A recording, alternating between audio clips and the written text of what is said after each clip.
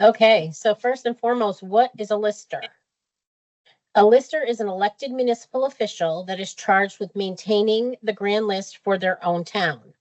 Their tasks are you have tasks that are completed monthly and even weekly. And I suggest referring to the lister calendar. That's super helpful, kind of gives you a task weekly. Some of the tasks include like using a PTTR and a deed to change ownership of a property in the grand list. It could be adding value to property on the grand list based on a building permit. Projects range from adding a deck, building a garage to a new dwelling, reviewing lists for different types of exemptions that apply to the grand list, and many others. So first step for a lister, you just get elected. Now you need to take the oath. So it doesn't matter if you've been there 20 years or you're brand new.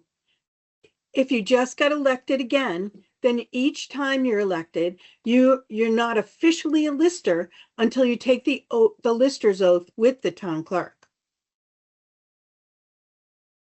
The office hours, things you'd talk about, you'd have to do an organizational meeting shortly after. And this you would have what your office hours are going to be, who's going to be the lister chair, the newspaper of record, and your operating procedures. Like, how are we going to run the office? Oh, where's my button? Okay, so lister basics, things to get you started, like how to process a PTTR, how to find and read a deed, that's important, how to keep a log running of permits and inspect properties in the field. One thing you possibly could do there is obtain a list of all permits issued for the year from your zoning administrator and compare to your list so you can kind of reconcile and not miss any inspections you need to do. Um, how to value property in your CAMA system. Start simple with like a deck or a small outbuilding addition. Let's see, how to value a house site in a homestead. Look at those, look for there's definitions for each of those that you should know. How to process homestead reports and review, and how to validate sales. Work on sending sales verification forms and watching what is for sale. It's important for you to get familiar with your market. So now what is a grand list? Well, the grand list is an inventory of the properties within the town boundaries, and it includes things like ownership, value, acreage, category, all the exemptions, and the taxable status. This inventory is printed annually for filing with your town clerk and becomes the permanent record within the vault. It is the basis for both municipal and education property taxes. Okay, what is a PTTR? A PTTR is a property transfer tax return. It's used to calculate and submit taxes due to the state of Vermont for transacting properties. While the deed is the instrument that actually transacts the property, the PTTR contains valuable information you will need for your grand list maintenance. The information provided to you on both the deed and the PTTR will be entered into your CAMA program. So this document, the PTTR, comes to the town clerk's office with the deed. Each time a name change or the property changes hands, the property is purchased or sold in the town. The deed is a legal written document. The transfer of ownership and is recorded in the land records in the town clerk's vault.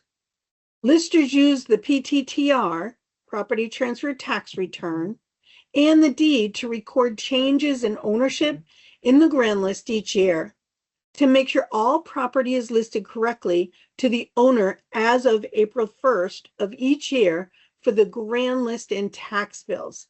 The PTTR is a receipt. So everything on that PTTR, it may be correct or there may be a slight error. You want to always refer to the deed and make sure the deed is what is actually recorded in your grand list. Okay, what is a deed? A deed is a document that transfers part or total ownership of a property. The most common deeds you will encounter are warranty deeds, quitclaim deeds, and easement deeds. Deeds are submitted to the town clerk for recording in the town vault. Each deed that is recorded must be accompanied by a PTTR in order to be complete. And oftentimes in towns, and it's different, I guess, in each town, but you'll get from the clerk a copy of the PTTR as a lister and the deed. And getting the deed and the PTTR from the clerk is super helpful when you're working on getting that information into your CAMA system, because you really should have both.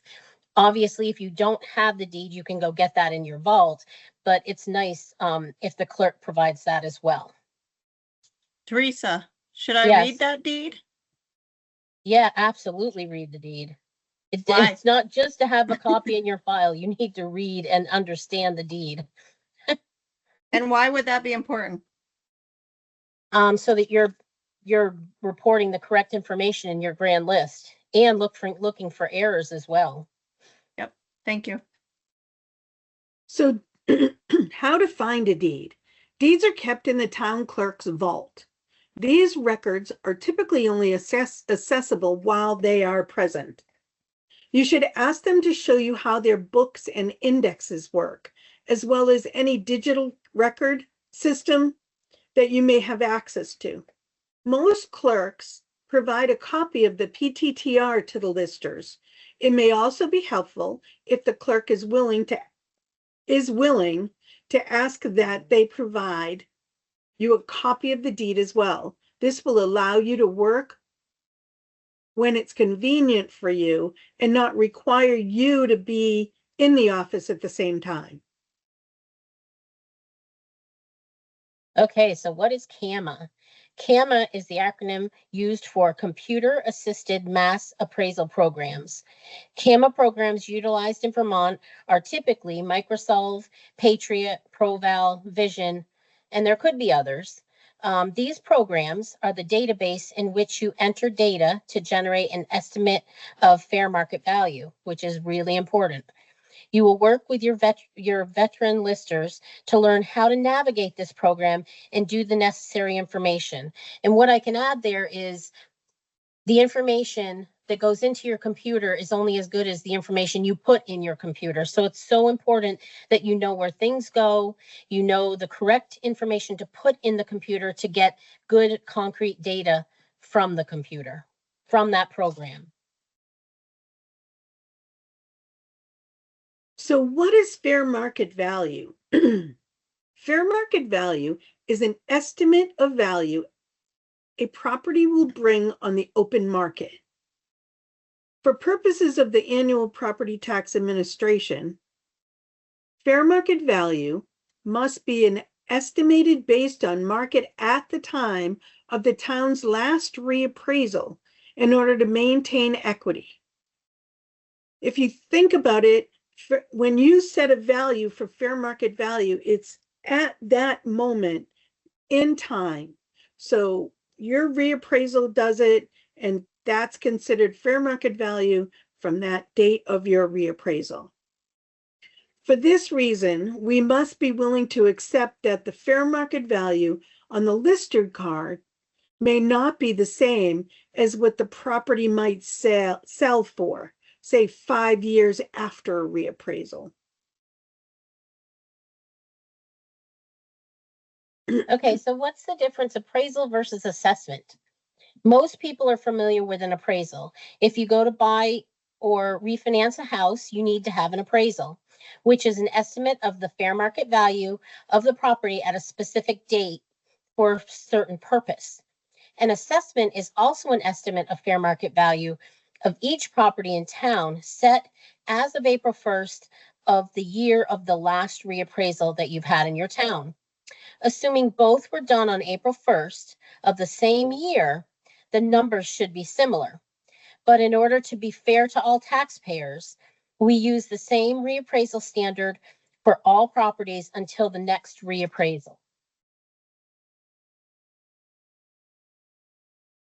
So CAMA versus Grand List. CAMA is where the value is created. It's also stores general information regarding ownership. The Grand List is where information is recorded for tax billing purposes, such as names, addresses, total value, exemptions, acreage. For 2024, the Grand List was in NIMRIC program. The 2025, it'll still be in NIMRIC, but it will also be in VTPI, so we can match everything up and start everything in VTPI. Okay, what is a lister card?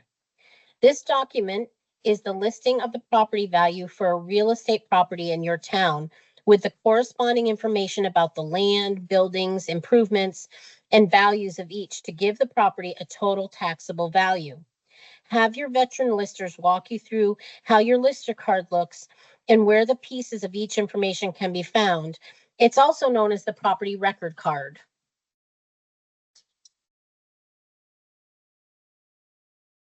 So what is a property tax map? Your town likely has property maps that depict each parcel of land in town and the ownership as well as the size and dimensions of the parcel. Depending on the level of mapping you have, these might also be in a digital format where you can look at each parcel with overlays for things like flood zone, zoning, wetland, things like that. Have your veteran listers show you maps, how they are used, and how they are updated in your town. Okay, what is current use? And this is a big program in the state of Vermont, but current use, also known as the land use program, is a program that landowners may enroll their land in if it's used for agricultural, forest, or conservation land purposes. The landowner applies with the current use program and signs the application, agreeing to have a lien placed on their property in return for an exemption or reduction in their taxable value. Basically, they are agreeing to continue to use their land for that purpose in return for that exemption. Listers work each year to value the portion of their properties that are subject to the current use exemption and those that are not for grand list purposes.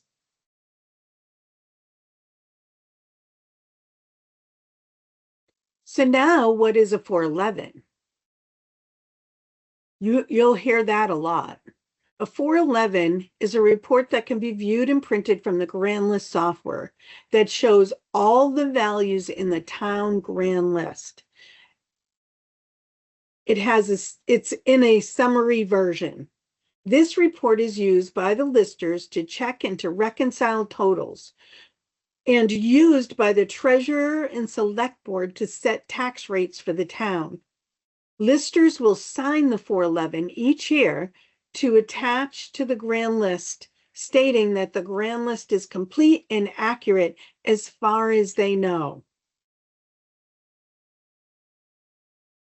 So what is a grievance? And I know we're throwing a lot of terms at you, but this is just to kind of give you an outline of different things that you'll run into. So don't be overwhelmed because this is kind of working through all the different things that you'll see. So you don't have to know everything at this point. But what is a grievance? Well, a grievance is a taxpayer can grieve or make an official argument against the value of their property in any given year. There is a grievance time and place, which is posted for the public, and notices are sent to all property owners whose values changed that year, allowing them to grieve. The taxpayer comes and meets with the listers or submits a letter of grievance, and the listers hear the grievance in an open hearing. As a result, listers make a decision to change or leave the value the same, and then they notify the taxpayer of the result, and that's called a result of grievance. The taxpayers then have an option to appeal further if they're not satisfied. But these parameters, there's specific parameters that must be followed for grievance as far as how much time you need to give a property owner to grieve or to send in a, basically saying they want to grieve. So you should know, talk to your veteran listers, but you should know those parameters because by statute, you have to follow those. So Teresa had a good point. You're brand new. You're just learning. And what I usually start off saying is, don't stress about it. For the next 3 years, learn the terminology, because really it takes 3 years to understand what you're doing, and then you really start learning the rest. So just soak up the terminology and understand that. Don't get overwhelmed, because in the next 4 days, you're going to be hearing a lot of things. And I'm not sure if Christy said that before I got back on, but it's usually our beginning statement is, you're a brand new lister and it'll take you 3 years to understand what you're doing, and then you'll start learning from there. So having said that, what is a homestead declaration? Residents in Vermont are required to annually file a homestead declaration if they live and own a property they live in as a primary residence in Vermont. The tax form for this declaration is called a HS 122. Or homestead declaration. When a homestead is declared in Vermont, that person will pay homestead education tax rather than non-residential education tax. These are different rates. And I catch myself all the time talking to a taxpayer and saying, well, did you file your HS 122? And then have to realize, oh, did you file your homestead declaration? Okay, so listers' roles regarding homestead declarations. So this is kind of the role that you would play. Listers review the list of homesteads filed weekly. That's typically what happens. They look at these lists weekly and give feedback to the state of Vermont tax department, known as a lister response, if they know something that could affect the filing. So i.e. a person doesn't live in the property anymore, or they filed on the wrong span. So this is your kind of interaction with the tax department if you know something, because obviously listers are on the front line. They know more oftentimes than somebody at the State Department. So the lister then needs to assign values for the portion of the property that are filed by taxpayers on the HS 122 it as business or rental use, because those two pieces they pay a non-residential rate. But any business or rental use is calculated at the non-residential education rate as opposed to the homestead rate. So it's important that you know the difference and you take out any type of business or rental use in your CAMA program for homesteads, people filing homesteads. So now part of this whole process is, what is a house site? In addition to the homesteads, listers assign a house site value, which is a portion of the same as, or it could be the same as a homestead value, and is used to compare to the taxpayer's income to see if they're eligible for homestead payment to offset their taxes. Based on a percentage of income they pay in tax. Listers do not do this calculation, but they need to understand what a house site is so they can assign the value of that house site in the grand list correctly. And Terry, one more thing on homesteads. I think it's important as a lister to know that you're not, you send your information, your lister response to the state, and that's really where you've done your due diligence. You don't have to follow up. It's the state at that point. They're our responsibility to look into it. And you've done your part as far as finishing a homestead. So it shouldn't hold you up where you don't have to feel like you have to be the police and follow up on things. If you know something doesn't seem correct on a homestead, you send that lister response. And that's really where the lister's responsibility, I don't want to say ends, but it really puts it in the state's lap, and we need to follow up on it. Okay, so lister basics and things that you'll work on to grow.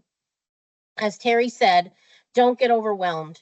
This is a 3-year situation where you're going to not know everything, and that's okay. I can tell you, I don't know everything. But here's some goals to work toward. Know how to defend your values. Know how to study the market and portions of your market. How to find Vermont state statutes. How to assess difficult properties, whether it be solar, qualified housing, covenant restricted. How to collect data. I mean, that is so important when you're out doing permits, looking at things that people have built on their property or added to their property. Know how to collect that data so that you can put it correctly into your CAMA system. How to understand fair market value and how it relates to assessment. How to understand your town's land schedule and reappraisal multipliers.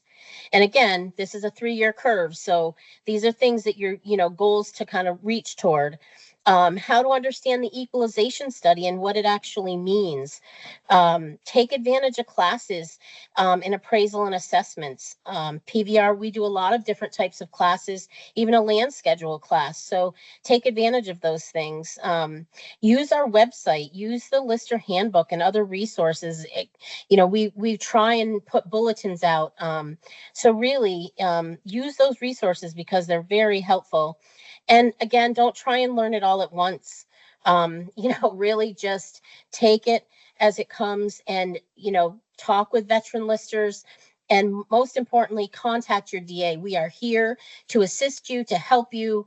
And just, call us because this is what our job is and this is what we like to do. So this is a good time to ask if there's any questions out there. Beth? Okay, no questions, but I have a couple of good comments. Todd LeBlanc suggests that when reading a deed, read a few pages before the deed and a few pages after the deed. There may be relevant information hidden in those places. And then a question, which I don't know the answer to, will this PowerPoint be sent to everyone? It seems that, the condensed version of this is, I should say, it's more condensed than the information they were sent today in PDF. So is that available to be sent out? And then I put a link in the chat to the Lister's Handbook, which may be helpful.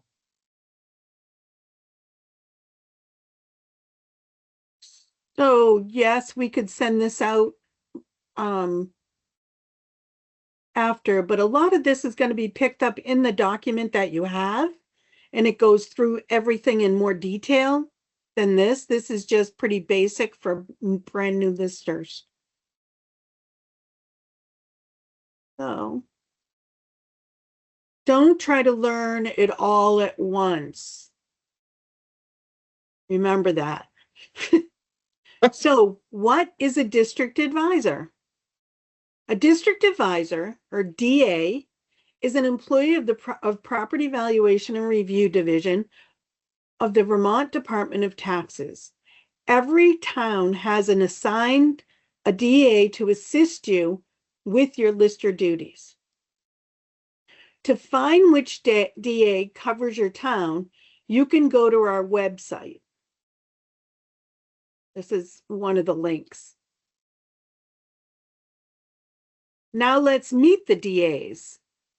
I know we had a quick intro, but let's meet them. So here is our amazing leader, Christy Wright. She's field director. She's talked earlier in the presentation. She has 35 years of experience in property appraisal and assessment, including 28 years with PVR. She is a licensed real estate appraiser, VPMA, and appraisal project supervisor.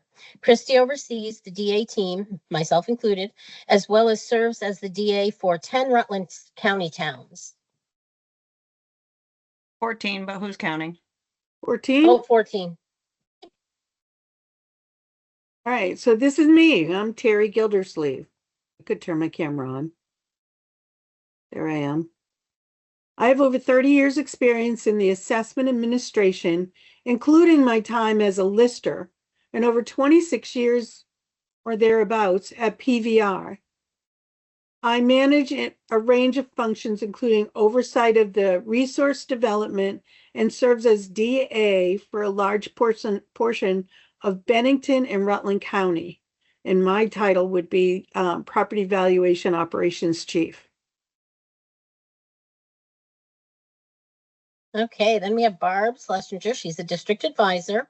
She has 18 years experience in assessment administration, including 6 years with PVR, 15 years as an election official, and 10 years on the DRB. Barb serves as the DA for portions of Washington, Orange, Caledonia, Essex, Orleans, and Chittenden counties. And then we have Deanna Robitaille. She's a district advisor with over 25 years of experience in tax preparation and assessment administration and town clerk and treasurer duties. With 7 years at PVR, Deanna serves as a DA for the majority of Northeast Kingdom, as well as Bakersfield, Berkshire,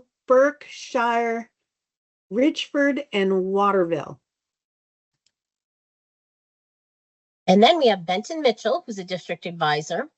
He has over 10 years experience in real estate sales, construction, and municipal appraisal. Benton has served as the DA for Grand Isle County, the majority of Franklin County, as well as portions of Chittenden and Lamoille counties. And is a new dad. Oh, I'm yes, loving he's a it. new dad to the sweetest little boy named Harris. Who doesn't let me ever sleep. Oh, get back here. And then we have Teresa Guile, district Ah, look at advisor, me. with over 25 years of experience in banking, 6 years in real estate appraising, and 6 years with PVR. Teresa serves as DA for Addison County, Southern Chittenden, and Northern Rutland counties. Okay, then we have Jen Myers, district advisor with 10 years experience as a town clerk and treasurer, 4 years with PVR. Jen serves as the DA for most of Windsor and Southern Orange counties, Killington, Mendon, Pittsfield, Shrewsbury, Huntington, and Burlington. And then we have our new hire, Beth Miller. She's a district advisor with 12 years of experience as a lister and 35 years working in the nonprofit sector. Beth is the new addition to PVR as district advisor and serves towns in the southern part of Vermont. And then we have Cy Bailey. He's the Callup manager with over 30 years of experience in mass appraisal and assessment administration. Cy serves as our commercial appraisal and litigation assistance program manager. The Callup program will hire a qualified appraiser for the municipality, and in the event there is an appeal, will provide an experienced attorney to defend the value in court and other appeal levels. And that is our crew. So now we have other resources. We have different organizations that we point to, like International Association for Assessing Officials, and that's IAAO. We use a lot of their courses. VALA, Vermont Assessors and Listers Association. VLCT, so you're hearing all these acronyms that you're learning, right? Vermont League of City and Towns, and Vermont Secretary of State. Okay, so here's some resources for you to reference. The Lister Handbook, the bulletin is GB 1143, and there's the that's the link on where you can find that handbook, and that is full of nuts and bolts, all of the things that a lister or an assessor will do. Very helpful information, and that's where you can obtain it. And it might be a good idea to first go, before you go, I have no idea how to answer this, is see if you can find it in the Lister and Assessor's Handbook first, and then call your DA. And when I first started as a DA, this is my Bible. I mean, a lot of it I know, but I still refer to it, and I still go to it, even now, 26 years later.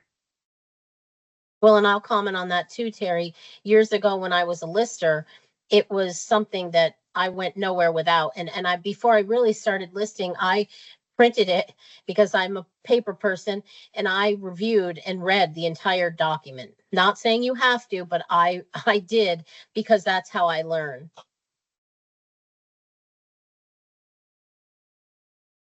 So Lister resources also is we have a Lister calendar that we started years ago, and we update it yearly. It is now out there and available for the 2026, 2025. Oh, I didn't fix this. It says 24, but it has great information on things you need to do month by month and keeps you on track on what you need to get accomplished. The thing that gets a little confusing with the calendar is it's from, correct me if I'm wrong, Terry, it comes in March through April. So, or April to April. It's so people in the beginning of the year were looking for it early, when it follows the calendar we have for a grand list. Does that make sense?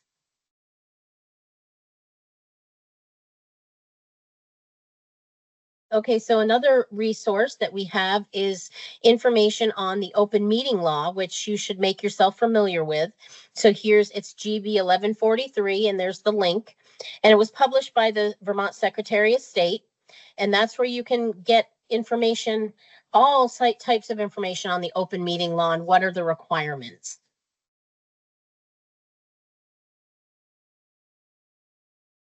And the next thing I have this slide, it is all these different places and things that you could go to get PVR general bulletins and fact sheets. What a lister does, that's really good when to download and look at, especially when the select board is saying, I don't know what you do. This is a great tool to say, this is what we do. How to lodge your grand list comes out, and we update it every year, and it's a step-by-step process. Christy did a great job creating it, and we update it every year. And I just wanted to point out that if you go to tax.vermont.gov and you go to the right-hand side of the page, you'll see where it says municipal officials. You need to click on that and then click on forms and guidance. Don't click on forms and publications, but make sure you click on municipal officials, forms and guidance. And that page will give you a lot of municipal official resources, guides, bulletins, forms, anything that you would need, you will find here on that page. And one thing that I'll add there, you can click on the forms and publications, but it gives you more of a wide range. If you want to kind of shrink down the area you're looking in, you definitely want to go to municipal officials and then forms, because then it's more specific to what you do. You're right. Thank you, Teresa. It is forms and publications is for the tax department, which means income tax, all the other departments that collects taxes. When you go to municipal officials, it narrows it down to lister info. And Beth put the link in the chat.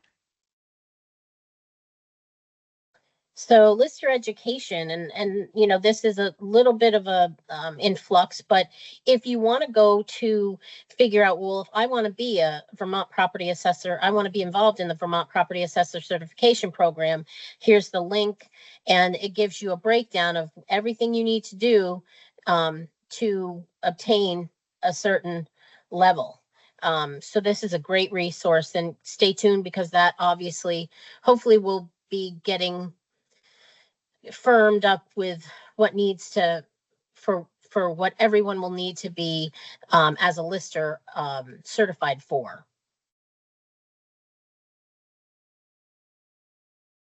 So now let's talk about state-sponsored courses for listers and assessors. It could be assessor clerks. It could be appraisers that work for the towns. If you wanted to go to any type of training, there's a list of them on this one. This is FS 1185. This gives you a list of all the trainings that are covered under the state-sponsored courses that are no charge.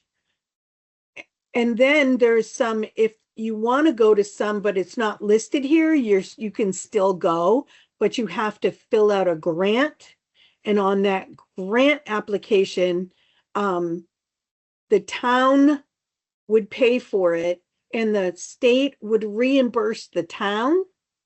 It does not reimburse the person, but it will cover things like lodging. If it's more than one day and you're more than 50 miles away from it, it'll cover the lodging and the mileage and the course. So keep that in mind when you want to take some of these courses, but they seem to be too far away.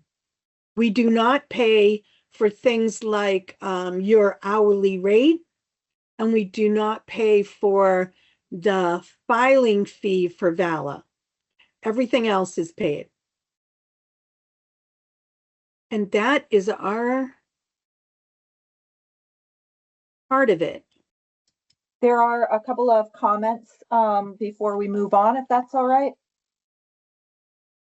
Yes, please. Okay, great. So Chris from NEMREC did put in a couple of links to dealing with the 411. That will be super helpful. That is around 9:36 if anyone wants to go up back into the chat and grab those two links. Those are super handy. And then a question, let's see. How many hours a year can a lister use a DA? Or as put, how many hours a year DAs can allocate to a lister? Well, it's pretty much when you need us. We are a phone call away. And if your district advisor is busy, there's always a district advisor on call. So if you don't call us, we don't know you need us. So we don't know to help you. We do make town visits if that works better. So please just call. We got your back. And that's truly what we're here for.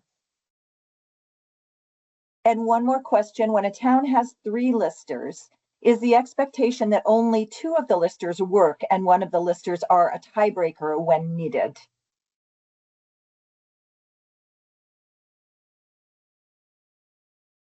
So the 3 listers have equal rights. So I would say ideally no, but I also understand reality. And if that's what needs to happen to make the system work, then yes. Yeah, I would add, every town does things their own way, right? Yeah. That doesn't necessarily mean that you're stuck with doing things the way they've always been done. That's probably one of the most dangerous things that you can do, is just assume that things have always been done correctly particularly because statute and responsibilities change. There are some towns, I have a town that has 3 full-time listers that are in the office for 32 hours a week. They have segregated their duties, so each person is responsible for a specific thing. I also have towns that have just one primary lister who's in there doing the administrative work. And then they convene the whole board to review what they've done, because as a board of listers, at least 2 of you must agree on the changes that have been made. So that's part of why those administrative meetings at the beginning of the year, right after town meeting, when you're starting to get your feet wet, get settled into the position, and just kind of learn your way around, that's extremely important to understand what the responsibilities and expectations are of each person. Thank you. One more quick question here.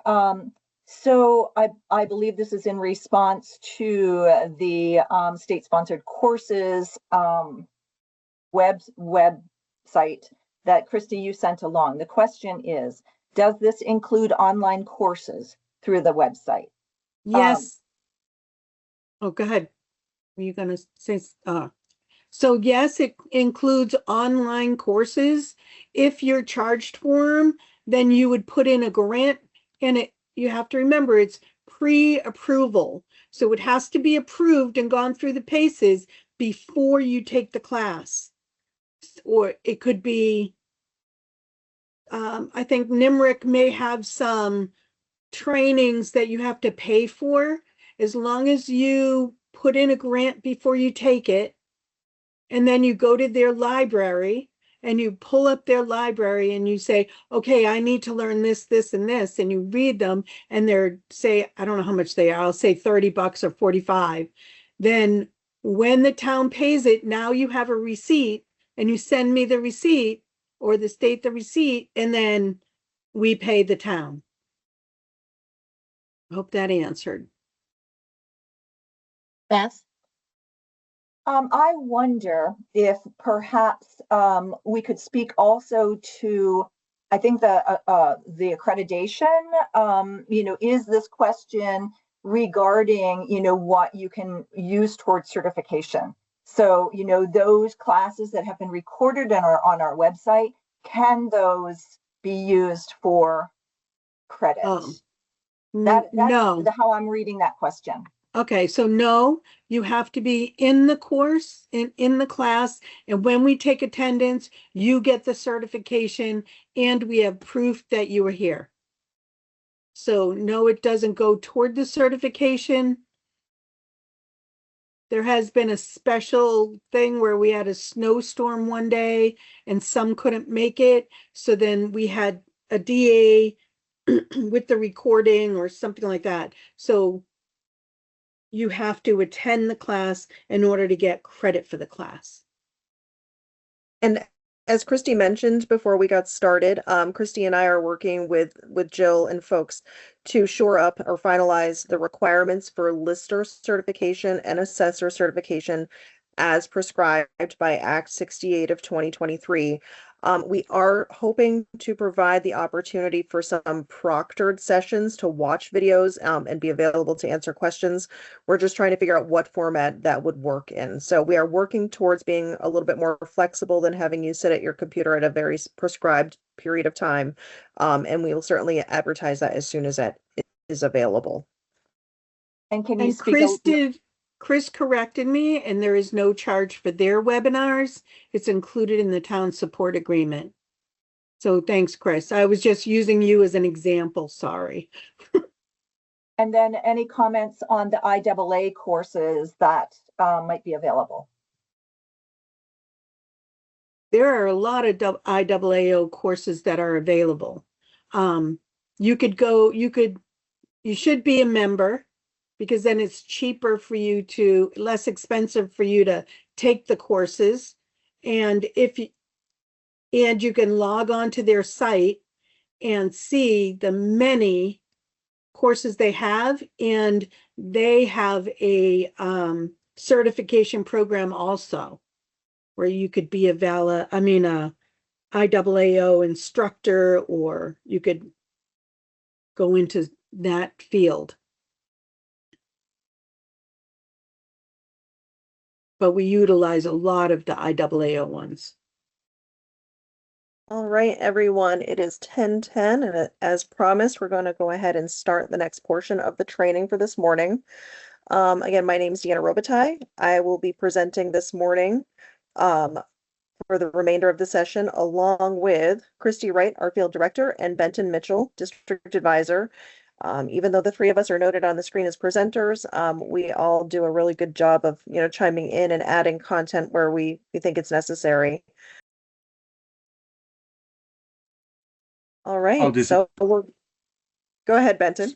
No, sorry, Deanna, didn't mean to step on you. I was going to add, there's a litany of how-to guides and other publications. The course document that accompanies this class is full of links to specific statute and numerous resources. It was just a week ago, I was working on a conservation property, and a fellow DA sent me a document I'd never even laid eyes on before, which was a huge resource to me. So just ask. We got something on it.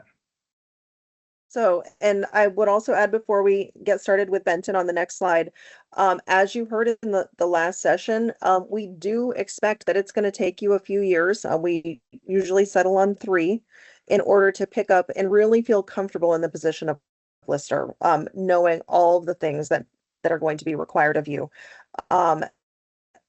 The key there is that the information is there. Your district advisor is there. Your contractor for your CAMA program is there to help you answer questions that you aren't comfortable with yet. So make sure you rely on your resources if you're new to the position. Even if you've been here for 20 years, things change. We've seen some sweeping legislation that have really changed the way that we do the work that we do over the past several years. And that's okay. We are also going to take the 4 mornings that are dedicated for this class to cover the entire scope of your grand list year. So things that might have been shared in the chat will definitely be helpful, like that, how to reconcile your 411. I think we get to that on day 3. So don't get overwhelmed, don't get ahead of yourself, and just hang out and enjoy the ride.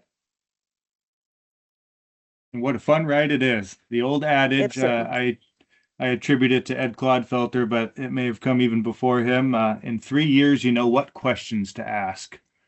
And boy, is that true. So you're all new listers. Now what?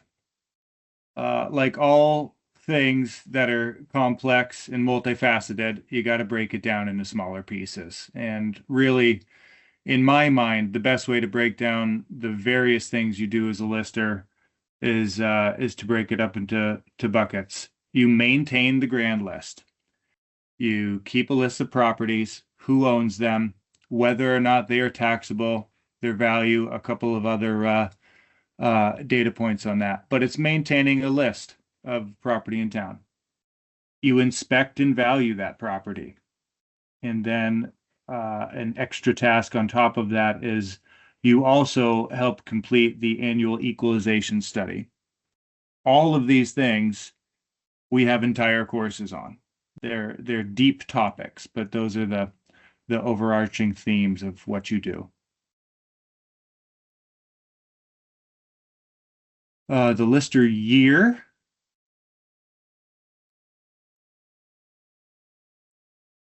What you're focusing on in the office really depends on what time of the year it is. There's a lot involved in each of those tasks I'd mentioned. You're going to focus on certain things depending on what time of the year it is. It's also important to remember that everything you're doing currently will inform work you're going to be doing later on in the year. So for instance, nearing November and December, you're really finalizing the last touches because our grand list is closed for editing on December 31st. So there'll be last minute current use work to do, or maybe you have appeals that have taken quite a while and are just being finalized. In the spring, we encourage you to go out and get as much of the property inspection work done as you can, and in preparation for that April 1st date when the new grand list is started and the old one is closed. June and July, you'll be hearing grievances and lodging an as-billed grand list. It changes throughout the year. If you are sick of doing one specific task, don't worry, because you'll be on to another one soon.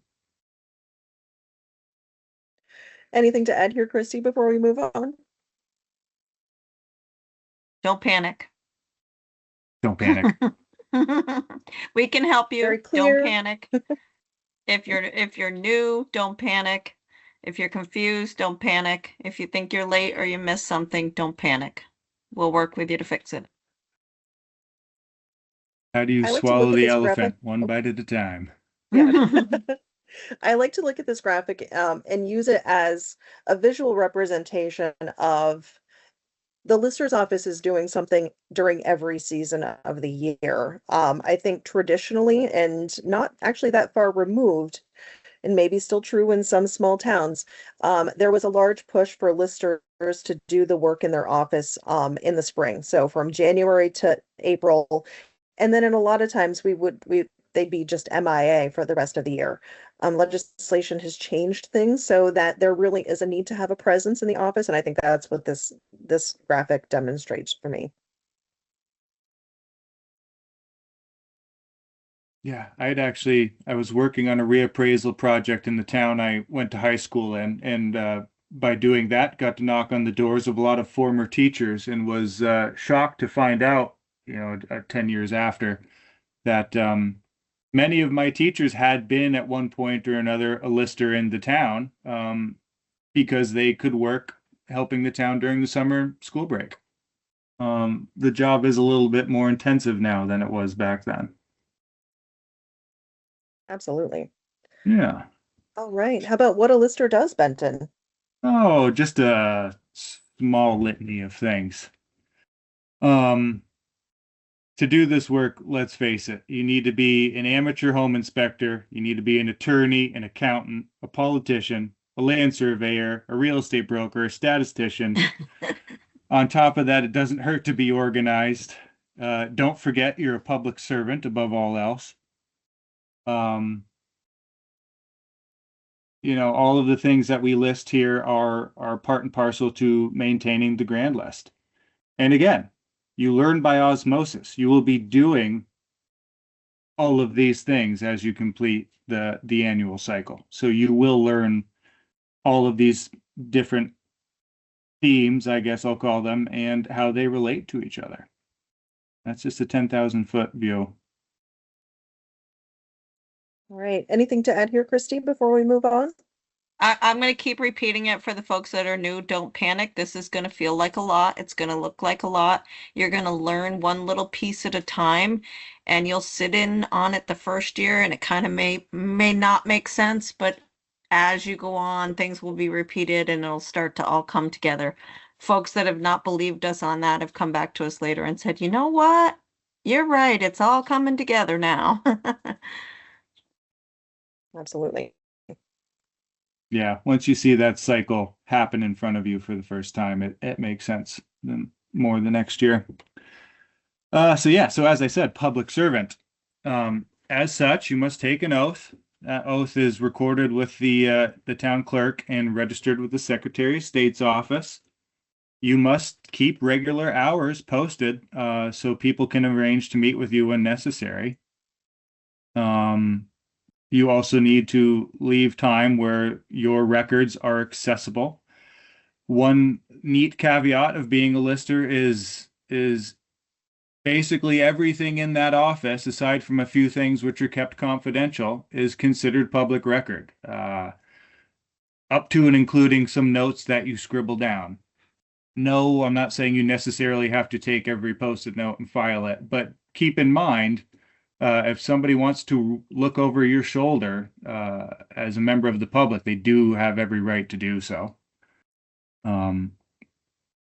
To that end, you must adhere to open meeting laws, which means if you're going to have something of a slightly higher level organizational meeting where you're discussing policy, say, you have to warn that publicly 24 hours in advance and let people listen in and weigh in. And I know Deanna as a clerk might have some more detailed points to add to that. Sure. I'll wait until you're done with the slide. Yeah. Lister's logbook, again, as a board, you should keep minutes. They can be relatively rudimentary, but it's good to just kind of keep a journal of what you've been doing in case something comes into question later on. And public relations, you need to be diplomatic. What you do directly affects people's tax bills, and people's tax bills directly affect their lives. So it can be a touchy subject. There's no bones about it. You got to be good at navigating, people's temperaments, I guess I would say. Yeah. So I would just expound on a couple of points here, and some of these were covered in the first presentation with a little bit more in depth.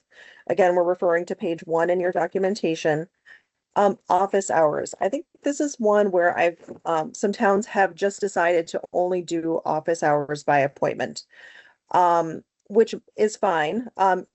The key here is that you also have to have access to public records, and what the listers have in their possession is public for the most part, with a couple of confidential pieces that are an exception.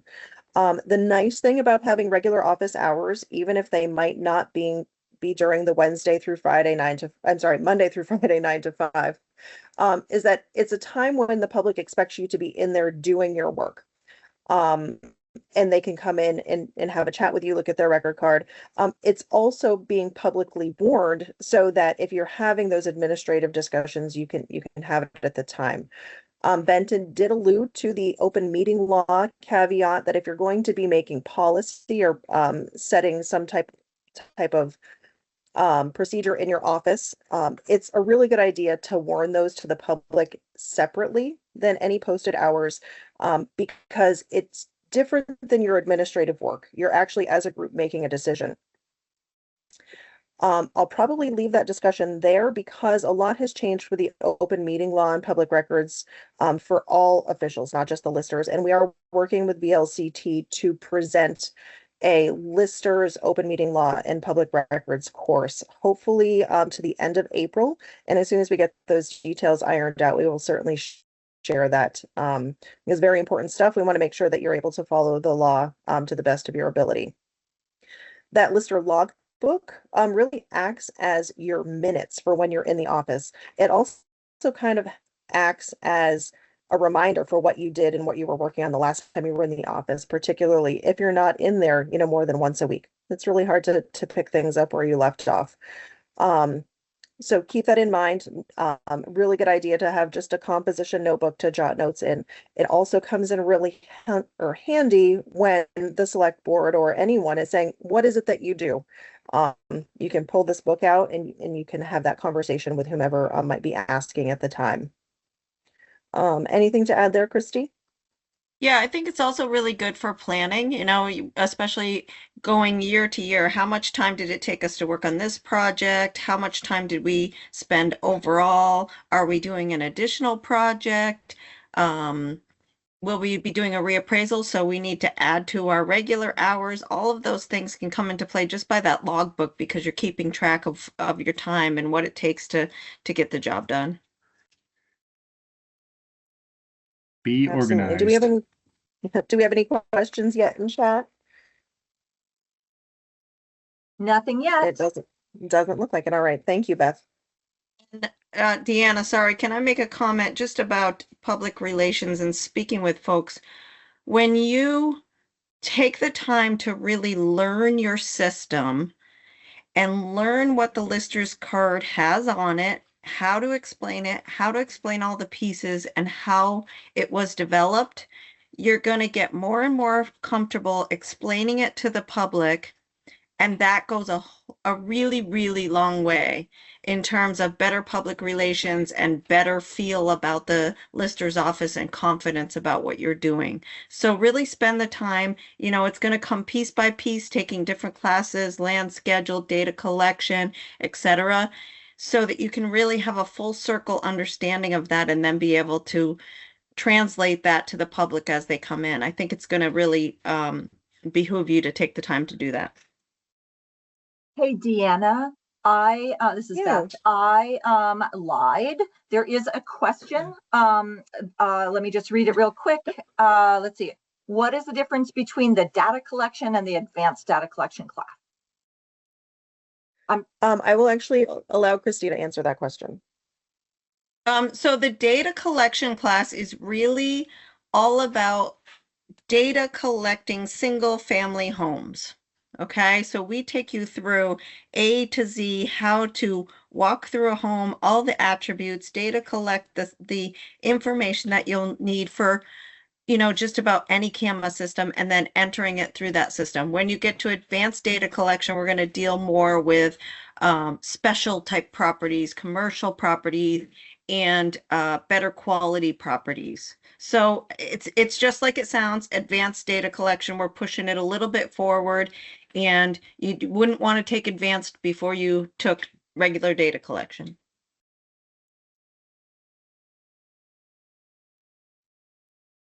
All right. Was that the only one, Beth? That is, thank you. Perfect. Thanks. There was one comment in there which I'll second. It doesn't hurt to say I don't know. Falling on the sword is fine. That gets people to trust you more. And a lot of the ire. Yeah, we'll follow up. A lot of the ire. Yeah. Sorry, Deanna, go ahead. It's okay. I was going to say, follow that up with, say, I don't know, but I'm happy to find out for you and I'll get back to you. Maybe not so happy, but you can pretend. It'll be fine. Yeah. A lot of the ire you'll see is from people who just they don't understand. And as you're able to explain it to them, it alleviates a lot of stress on their part. Yep, and it happens to us every day. We get questions we don't know the answer to every day, and we say, you know what? I haven't heard that one yet. I'll get you the answer and I'll get back to you, and that's how you learn. One more quick question. Do townhouses / condos go with the basic data collection course? We touch on it, but we really don't get into it because some folks will value those different depending on who the contractor is. They may be valued on the sales approach in some contractors' reappraisals and on the cost approach in others. So we don't get into it in big detail. And one more. Go ahead, Deanna. Yeah, if you do have condos or townhouses in your municipality, I would take the time to go to your list of records or into your CAMA program and take a look at the cost report that's associated with those. That way you can get an idea of how your contractor at the time of reappraisal valued those. As Christy said, an experienced contractor might value those in a different manner than they have typical residential construction. And your responsibility as a lister is to carry forward that methodology until the time of your next reappraisal. So that's going to be part of that learning process where you want to be able to identify the properties that are valued a little bit different and why. And if you don't know, ask your senior listers, maybe reach out to the contractor and get that information for yourself. One more quick comment here. The kin to I don't know is also, I'm not prepared for that answer today. So both are great. I plead the fifth. So be a student of your market. One of the things we do is place value on property, and the most common way to do that in our computer-assisted mass appraisal software, it's called market adjusted cost. So it's a replacement cost like an insurance company would use, but we tweak it by looking at sales. It's good to be a student of your market insofar as pay attention to what sells in any given year in your town and sort of develop that knowledge base. You'll be able to look at a sale after a certain amount of time and go, boy, I think they overpaid, or that seems a little bit low. Is there something more I need to know about that? Is there something that would have caused that to not be what we call an arm's length transaction? In other words, a willing seller, willing buyer, Nothing going on under the waves with that sale. A legitimate transaction for just the piece of real estate itself. Part of that knowledge is investigating sales. You can call the parties involved. You can send letters to the buyers and sellers. That helps you to verify whether or not a sale was an arm's length transaction. And the sales study. Keep track of what is happening in different sectors of your local market. That could be geographic trends. A certain part of town is selling differently, more rapidly, for less money than typical. A shift in a specific category of property. Basic starter home, single family, cheaper homes selling at a different rate or a different volume than the higher end properties. Identifying trends can help with planning and budgeting of future reappraisal work.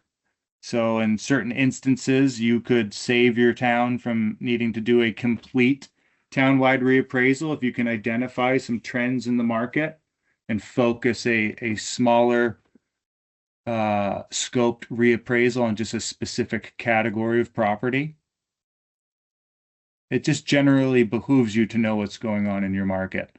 And we also lean on you to help us complete an equalization study, which we'll describe further a little later on. Thanks, Fenton.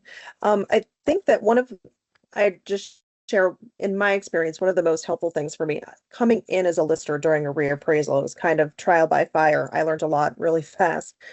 But the key piece of information or document that I took away from that process was to continue with what we called the sales book.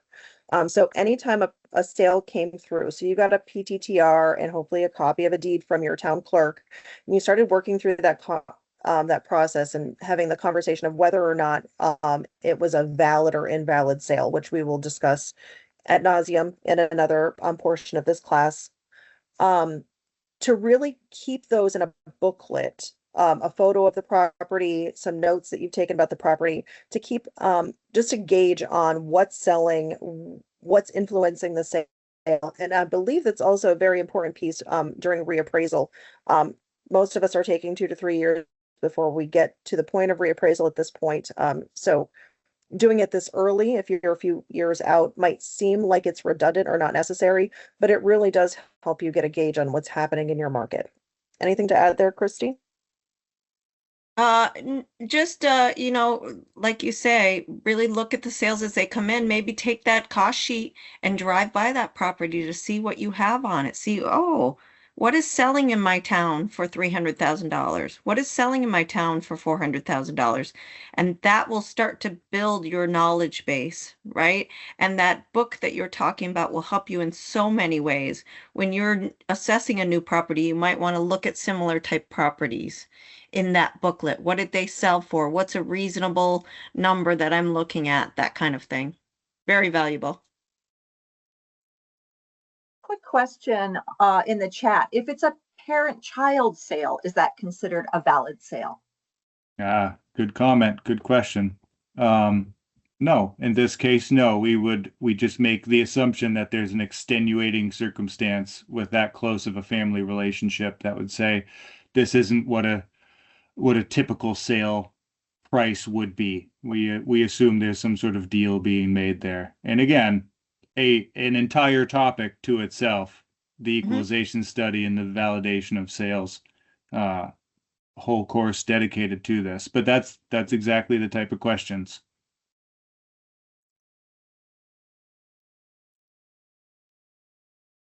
Okay, like I just said, a whole topic unto itself. One of the things you do as a lister is assist in the implementation of Vermont's Use Value Appraisal Program, which we refer to as current use. That course was just taught earlier last week, I believe, but lots of resources available. Your fellow listers have done it for a long time. Your DAs are there to help you explain the process. Essentially, for certain properties, certain individuals that qualify for an agricultural, conservation, forest land type use, this program allows you to enroll the property, and instead of being taxed at the market value, what the town decides the fair market value of a property should be, it is taxed at a use value, an artificial lower dollar per acre value that is determined every year by a board, the current use advisory board. It does change annually to somewhat reflect changes in the actual real estate market. But the idea is it artificially lowers the assessed value of a property under certain conditions and places a lien on that property. So if somebody wants to leave the program, there is a penalty involved. It also it removes the taxable value for buildings enrolled in the program. If you use a farm building for an agricultural or forest land use, that building is not taxed. The town is made whole by the state through a hold harmless payment for that amount that's discounted on the property tax bill. Big topic, a lot going on there. Very big. Christy, anything to add there?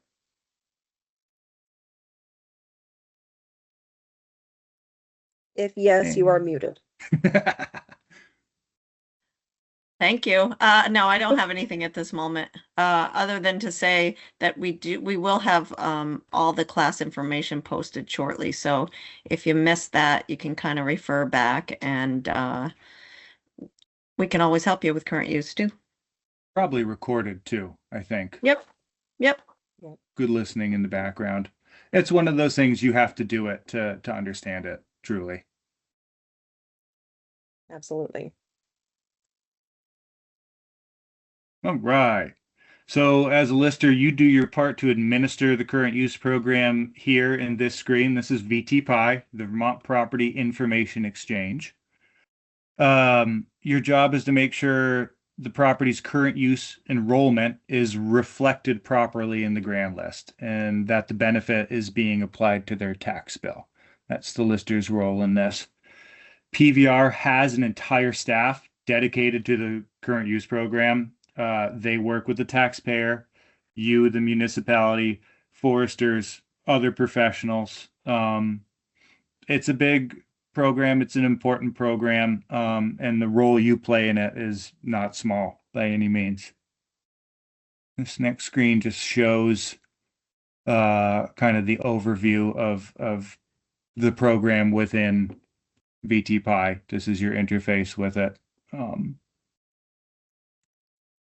Yeah. So what you do is allocate property values according to the parcel's current use enrollment. Essentially, you take a total property assessment that you have that's broken up into the land and the improvements, and you divide that up into various categories depending on how the property is enrolled, and that calculates their exemption or the discount that they'll end up seeing on their tax bill. In making that calculation, you as the listers must notify the taxpayer of the allocation you've come up with. That taxpayer has the right to appeal that value. And again, you then are ensuring that the exemption amount is being applied to that property's tax bill.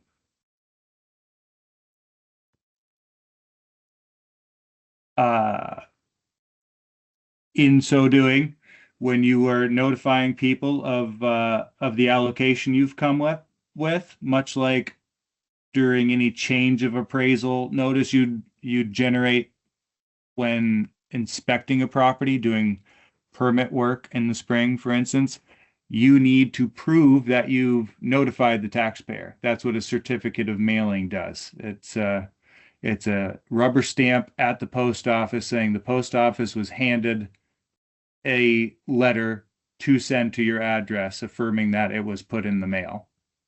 That's a way of proving you've done your piece.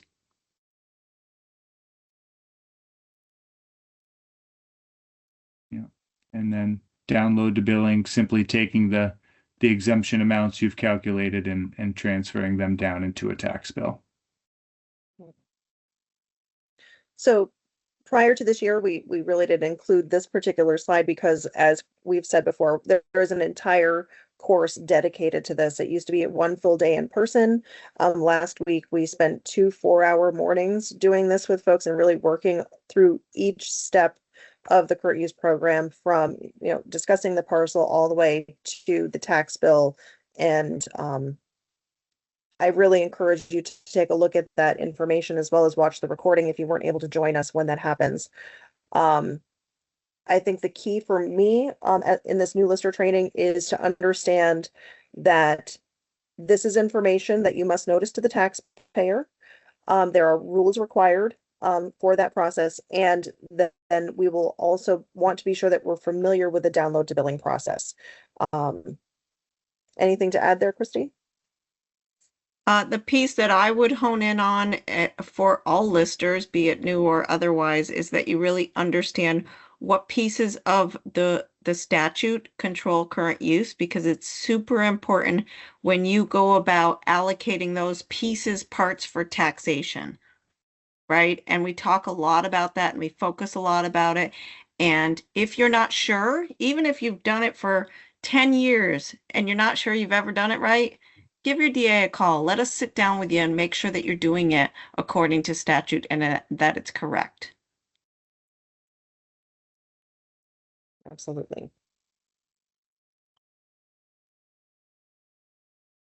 All right, Christy, we're going to talk about producing a defensible grand list and the effective date of April 1. So does that mean I have to run out on April 1st and do all of my work as a lister? No, it does not. You can certainly do you can certainly do work ahead of time, right? What it means is that all of the values that you certify in the grand list are as of April 1.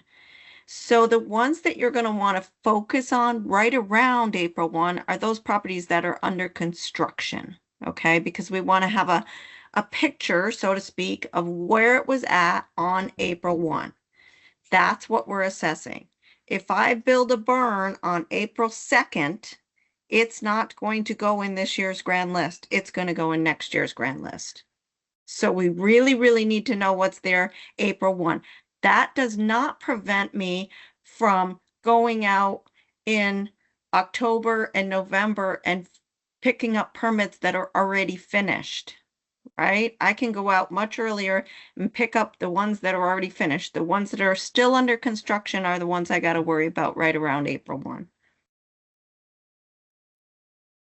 All right, and there are 13 items that are required by statute for a grand list, and we'll talk about those now. Christy? So these are the items, and I'm just going to read through them, and then we'll kind of talk about how you get there. Complete name and address, description of the property, parcel ID, whatever your town parcel ID is, category. We'll talk about grand list categories for properties and how to determine that. Resident status, in other words, where does the owner of that property live? We'll talk about that. Real estate or business personal property, which is it? What is the assessment of the total real estate? What is the assessment of the business personal property? If applicable, we'll talk about the fact that some towns still tax that and others do not. What is the use value exemption? That has to do with current use that we talked about. That needs to be in your grand list. Other exemptions, we'll talk about some of those. Because of different statutes and laws, some property is considered non-taxable. Others are taxed a different way or partially taxed, so we need to know what those are. Some of those can be voted exemptions. In other words, the town voted to exempt something from taxation. And there are rules about what you can vote and what you can't. And there are limits. So if we have something, let's say a Grange Hall that we voted exempt, we would need to have also the full listed value, the amount of the exemption, and what statute or law allows us to exempt that from taxation. We also need to have the dates because they have a limit. Almost all of them have a limit. So when was it voted? What's the law behind it, and when does it end? We also need to have house site and homestead values in our grand list, and we'll talk a lot about that and what that means. That has to do with that homestead declaration, also known as the HS 122 form. School property account number, or SPAN. This is an identifier for education tax purposes that every parcel has in the grand list. Mobile home, on mobile homes, we want to have, if we can get it, the manufacturer, the model number, the serial number, and the dimensions. Don't panic if you don't have it, but it's good to get or try to get if you can. And if it's a new one, you certainly can get that information. Before we move on, can we just pop in on current use again real quick? I have a question. Since we're doing current use now, would we send notices to the taxpayers now or at the time of the grievance notices? I know as they come in, we send notices, but I'm talking about the first batch that we just received to review in VTPI. I would wait to send all of them at the same time you send all your other notices, your regular change of appraisal notices. And the reason is, ideally, you want to have one grievance time. So if you send them all together, we'll have one grievance time. It may mean that I'm there for a couple of days, right? But it's one grievance hearing time, not several different ones. So it makes sense to send them all at the same time and have the person come in and talk about their current use breakdown or that pieces parts allocation at the same time you might be talking about their overall value.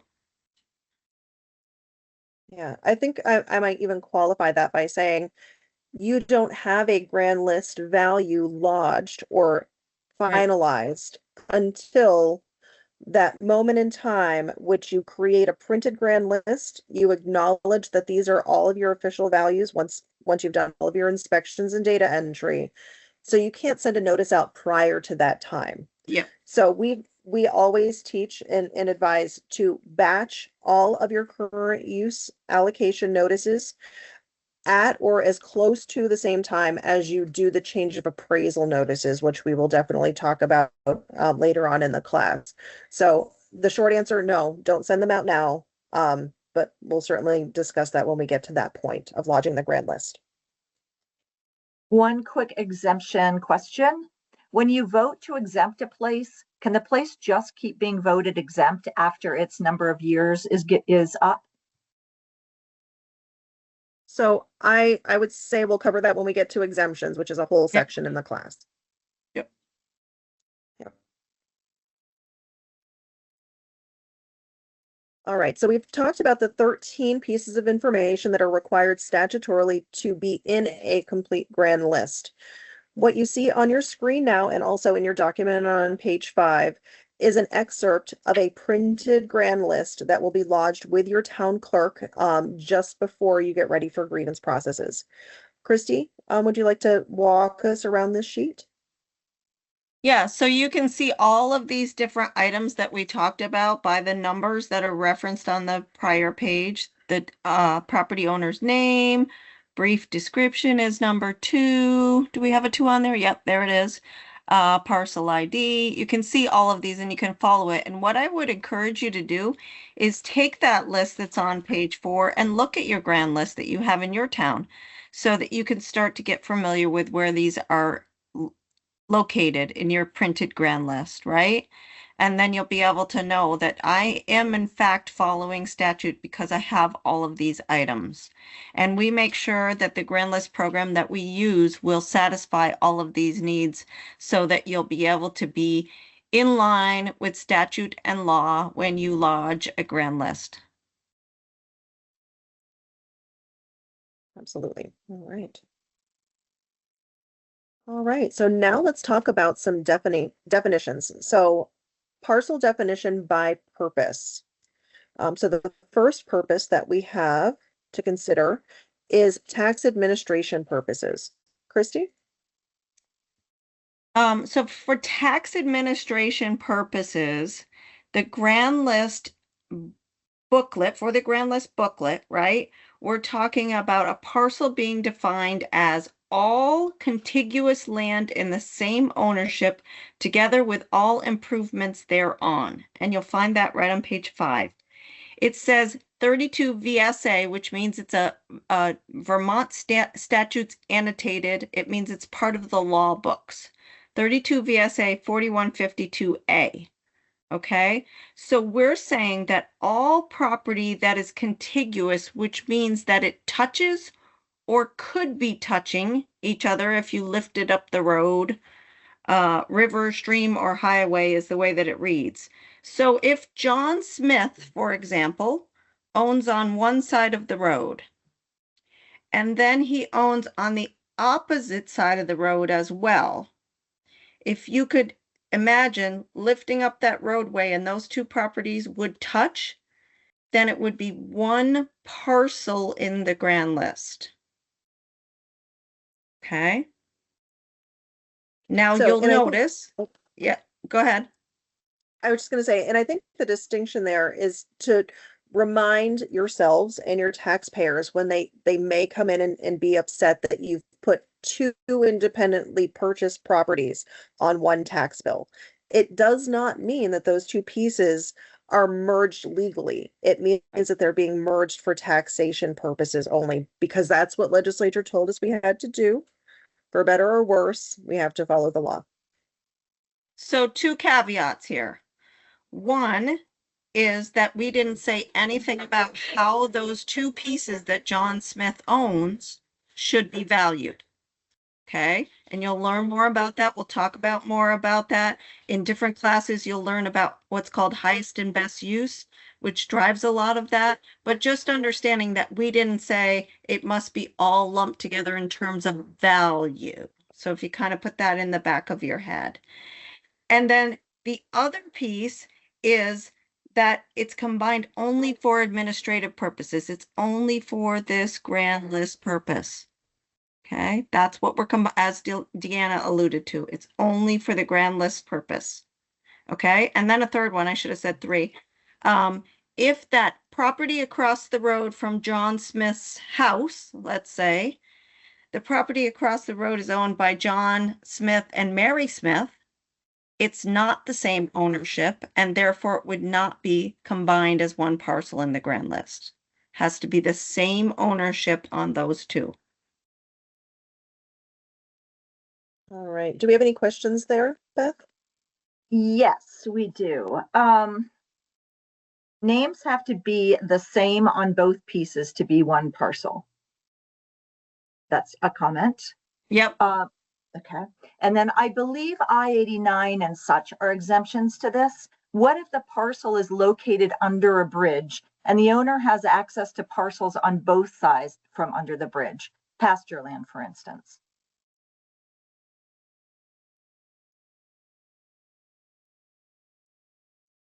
I'm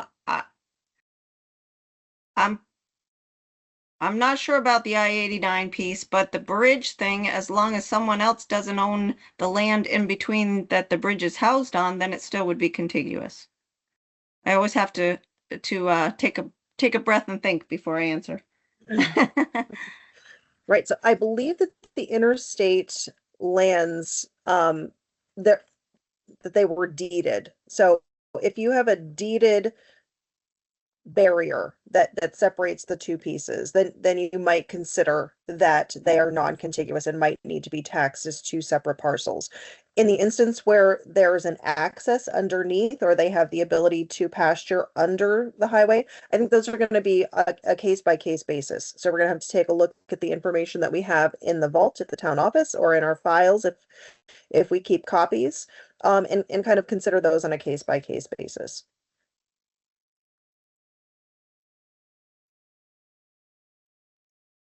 Okay. All right, so the next, Hold up. Okay. Let me just read this real quick. It came in. I listened to the first part of the class by telephone, wasn't able by computer. Oh, sorry. Pay no mind. I think we're good. Okay. All right, so the next parcel definition by purpose that we need to discuss is homestead. So you're going to hear this probably on a daily basis in your work as a lister or an assessing official.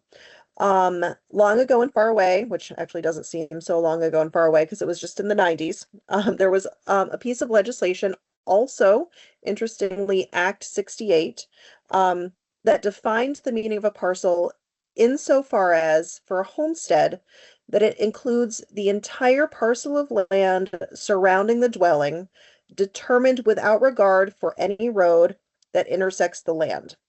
Christy, do you want to talk about homestead a little bit? So as we're looking at a property, we're also going to be defining what's the homestead for that property.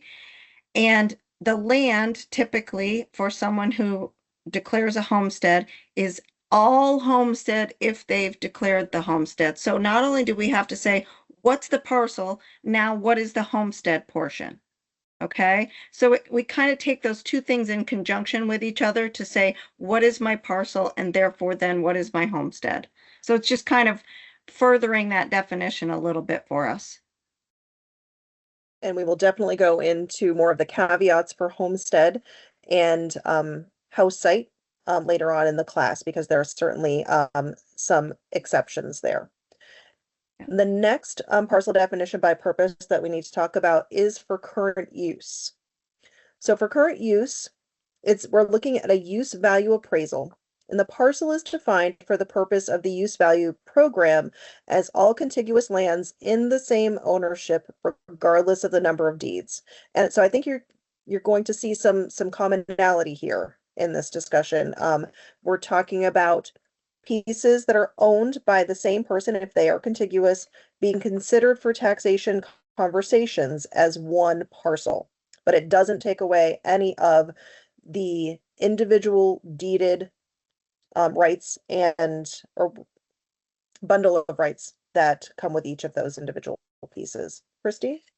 Yeah, so that's where you might have folks coming to you saying, but I have 2 deeds, but I have 3 deeds, right? If those are in the same ownership, it's one parcel per definition for tax administration, which means grand list purposes only.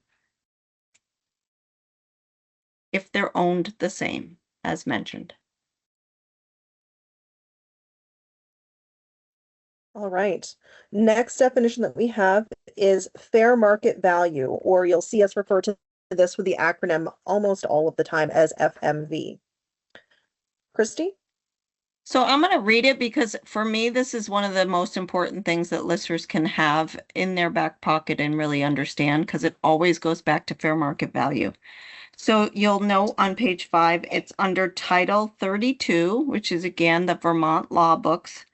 Vermont Statutes Annotated, Section 3481, and it reads, the estimated fair market value of a property is the price which the property will bring in the market when offered for sale and purchased by another, taking into consideration all the elements of availability of the property, its use, both potential and prospective, any functional deficiencies, and all elements such as age and condition which combine to give the property a market value. In determining estimated fair market value, the sale price of the property in question is one element to consider, but is not solely determinative.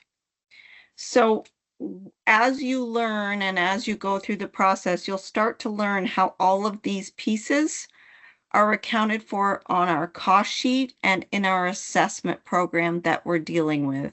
When you go through the data collection class, you'll learn, or as you go out with veteran listers, you'll learn that a lot of these pieces are accounted for as I go through a property.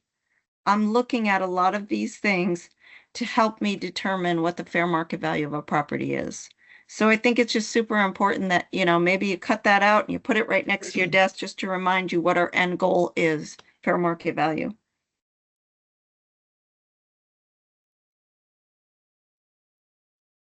All right. Let's see. So approaches to value. Was there anything else that you wanted to say about the paragraph on the bottom of page 5, Christy?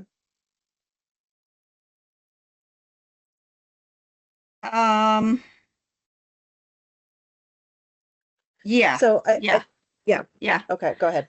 So on the bottom of page 5, what we're referring to there is the fact that listers are kind of in a conundrum because we're saying we want you to assess at fair market value.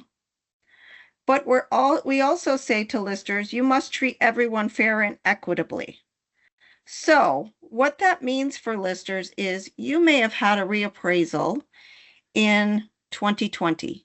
You might have had a reappraisal in 1998. I don't know. Okay. The fact of the matter is your last reappraisal is what you need to keep judging people on until such time as you reappraise, because we have to be equitable. So we're going to use that same system, that same cost system that's behind the scenes in what we call our CAMA system, to value all new properties that are being built until such time as we reappraise.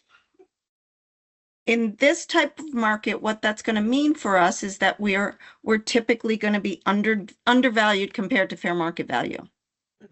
But we have to be consistent and treat everyone the same until such time as we can reappraise everybody. So we're going to use those same cost schedules, same land schedule, same mindset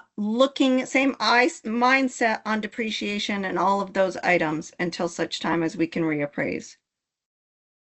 Right. So I think an easy way to say this, in practice, you have a brand new building, a brand new house that was built, finished up this March, right, this month, and you're looking to put that in your computer system, in your CAMA, and achieve a value. That value is going to be based on the cost tables and the land schedule that was set up at the time of your last reappraisal.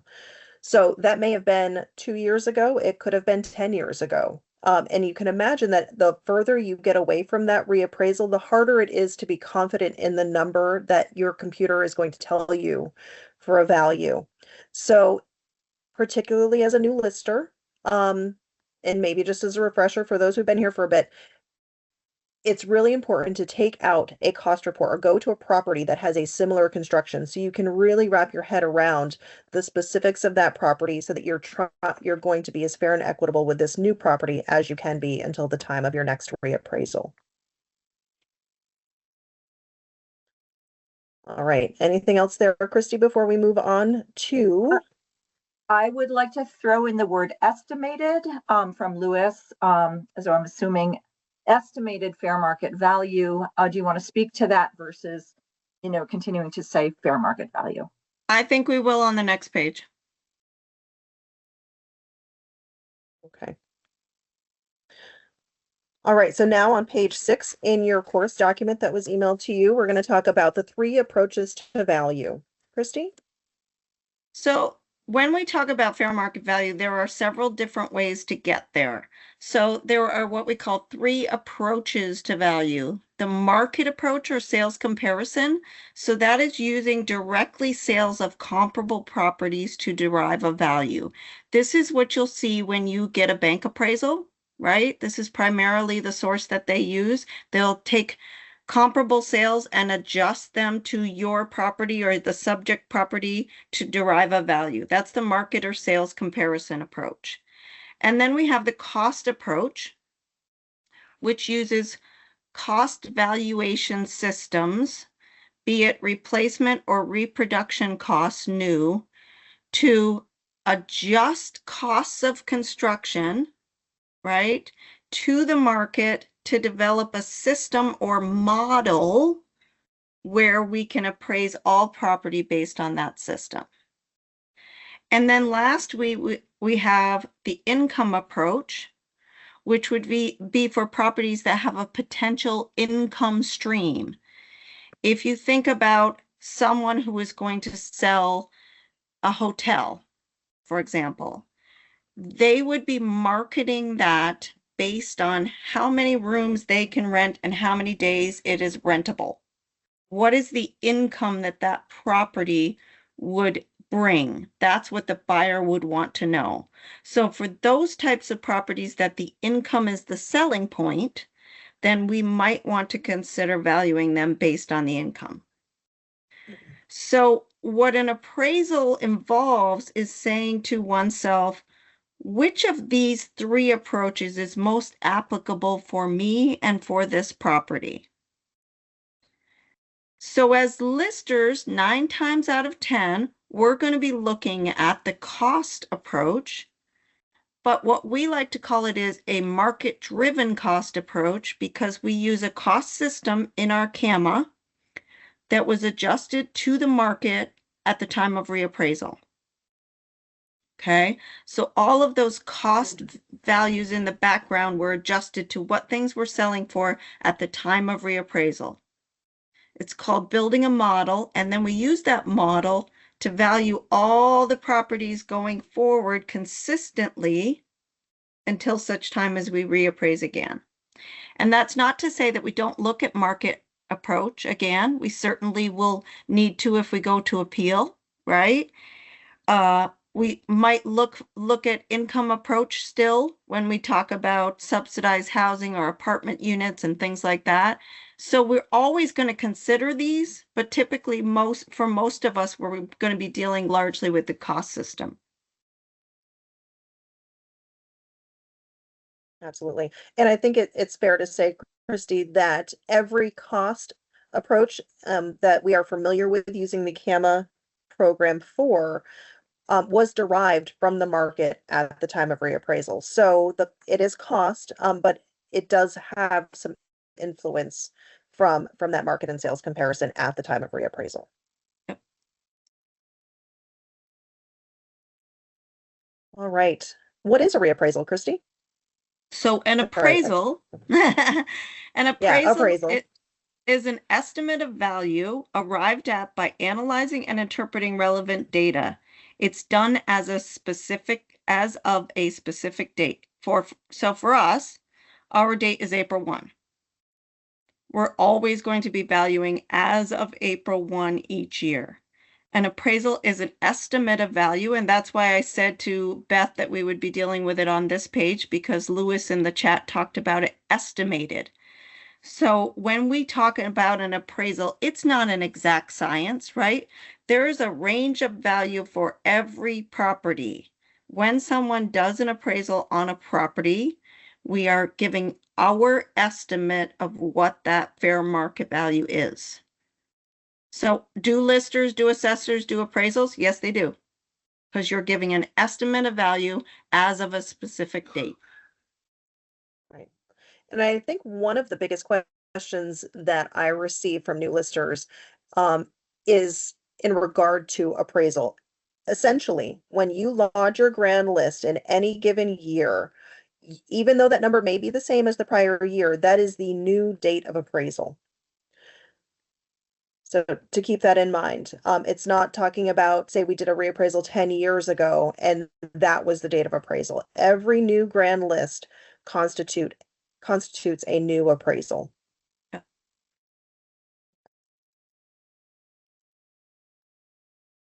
And assessed value, how is that different than the appraisal value, Christy?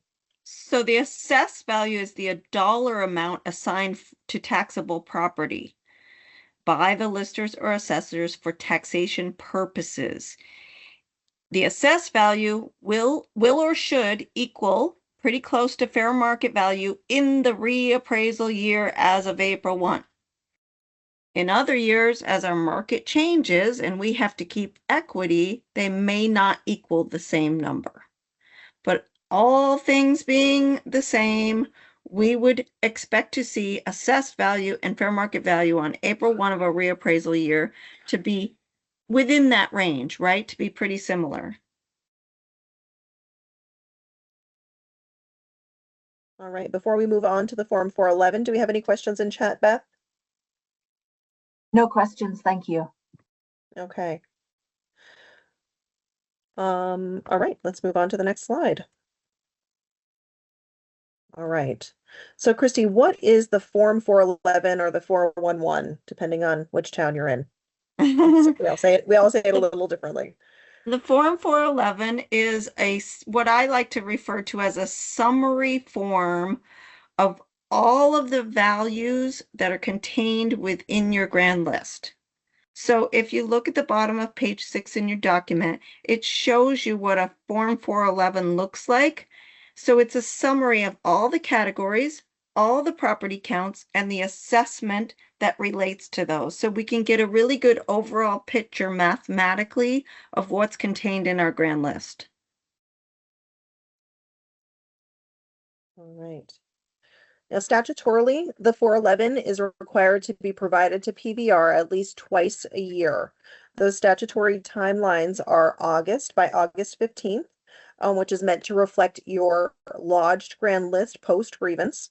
And then the January 15th filing, which is to reconcile all of the changes for homestead declarations, current use that may come in, any appeal results or errors and omissions that might have to be reconciled for the Agency of Education to do their computation on what the town is responsible for. And as Christy said, that Form 411 is a summary of all the grand list values in your system. A copy of the Form 411 is also going to be printed, signed, and attached to the copy of the grand list that you provide to the town clerk at the time of lodging.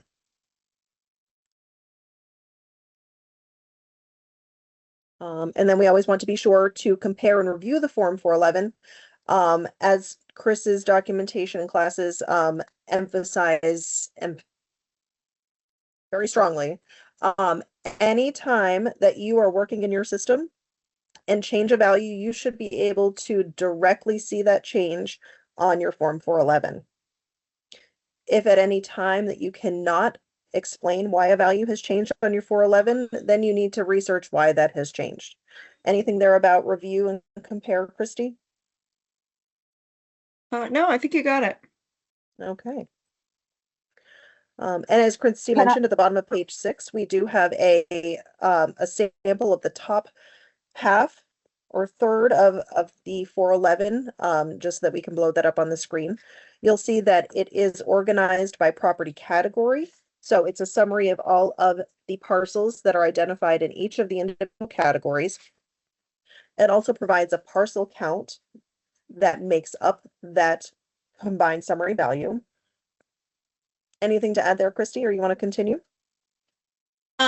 Yeah, and so then you'll see columns for homestead and non-homestead.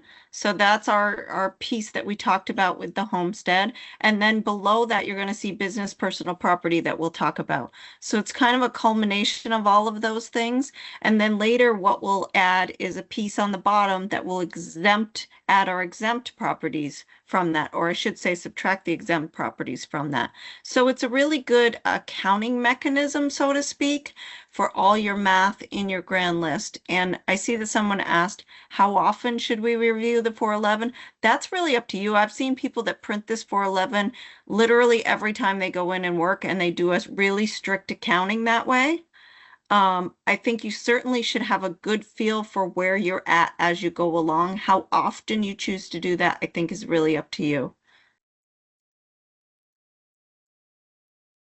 I think particularly for the new folks, doing this reconciliation process of the Form 411 will be integral to your ability to identify how your grand list works. as I said, every change that you make in your system, whether it's changing the overall value or the homestead and non-homestead value in your program, once we talk about that piece, it's going to involve showing of values on this parcel. Or if you had a parcel in the R1 category and it had more than 6 acres, then we'll want to put it in the R2 category. You'll be able to identify as those numbers move around your 411. It's really important to understand how that works. I think Chris would probably say you need to do this every time you're in the office. I don't necessarily disagree, but I can understand how those who have been around for a while might do it on a less frequent basis. Yeah, Chris does make the comment in chat. Your 411 also provides error checking. Question from Exactly. Natalia. How often do you put the grand list into the vault? You know, are you putting in June, August, January? What's the schedule there? So I think she's talking about the 411 itself. So we're always going to include the 411 as the summary of our grand list. So if you are a town, and I would say 99% of the towns in the state of Vermont print an abstract, which is the pre-grievance grand list. Okay. And at that time, they also print the 411 as kind of an addendum that goes in the town vault. The clerk is going to sign at the end saying that she has in fact, or he has in fact received that grand list from the listers. And it's the basis for grieving. Okay. There will be a subsequent grand list after the grievance process, once all of your adjustments have been made based on those hearings that you may have. You may not have any, so it might be identical. So then there will be a lodged grand list that will either be updating that original version that was filed or tangibly printing an entire new copy and providing a new 411 that will reflect those changes. I don't know if that answers the question. As far as the pieces that go to PBR that are statutorily required, they are going to be reflective as of the date that you're submitting that information, because we want it to be the most up-to-date and accurate information possible. Anything to add there, Christy? I was just adding in the chat the grand list lodging instructions, because I think that will help these folks a lot in terms of when you give certain pieces to the clerk and what those pieces should involve. Mm-hmm. Yep. It may be overkill, but I, as a lister and as a former town clerk, would encourage you to include a copy of that 411 at the back of your grand list every time that it changes. Because anybody who goes into the town vault should be able to see current information based on your taxable grand list.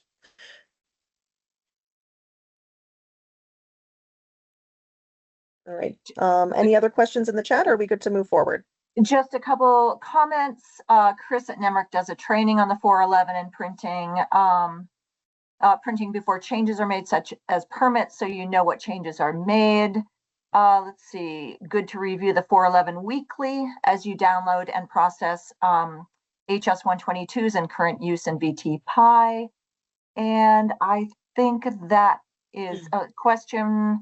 January is our final. Shouldn't that copy be archived in the vault? Absolutely. That would be the culmination of your grand list for the year, and that's the final value. So I would absolutely put that January filing in the back of your grand list for the town clerk.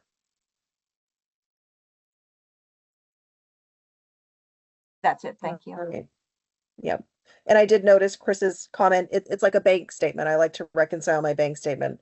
Most of us do that once a month. Maybe we don't write a lot of checks. Maybe we have a lot of ATM transactions or debit card transactions, and we want to keep our finger on that on a more frequent basis. We have all range of sizes of towns here. I think I have a town that has 112 parcels, and I have some that have 4,000 parcels. So you can expect that the number of changes to occur in your grand list will probably be commensurate with the number of parcels you have. Doing it more frequently, it'll be easier to identify any errors or adjustments that might need to be made.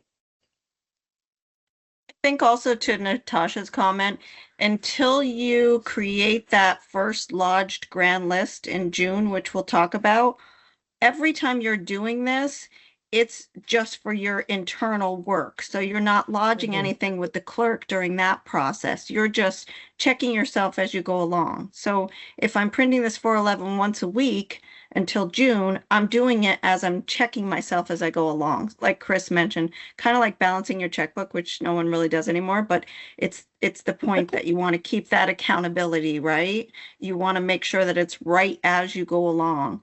And then once I've lodged it and put it in with the clerk as an official document, now I'm accountable to make sure all of those changes are also official, right? I don't want to have something different in my system. Once those have been certified with the clerk, I want to keep that document up to date with what I have until the end of the year. Absolutely. And that's definitely a very good distinction, Christy. It's really important to think of pre-lodging and post-lodging practices. Mm-hmm. All right, now let's talk about those category codes that we see at the top of the Form 411. So there are 15 different categories that you can utilize or should be utilizing in your grand list to identify how a property would sell on the open market.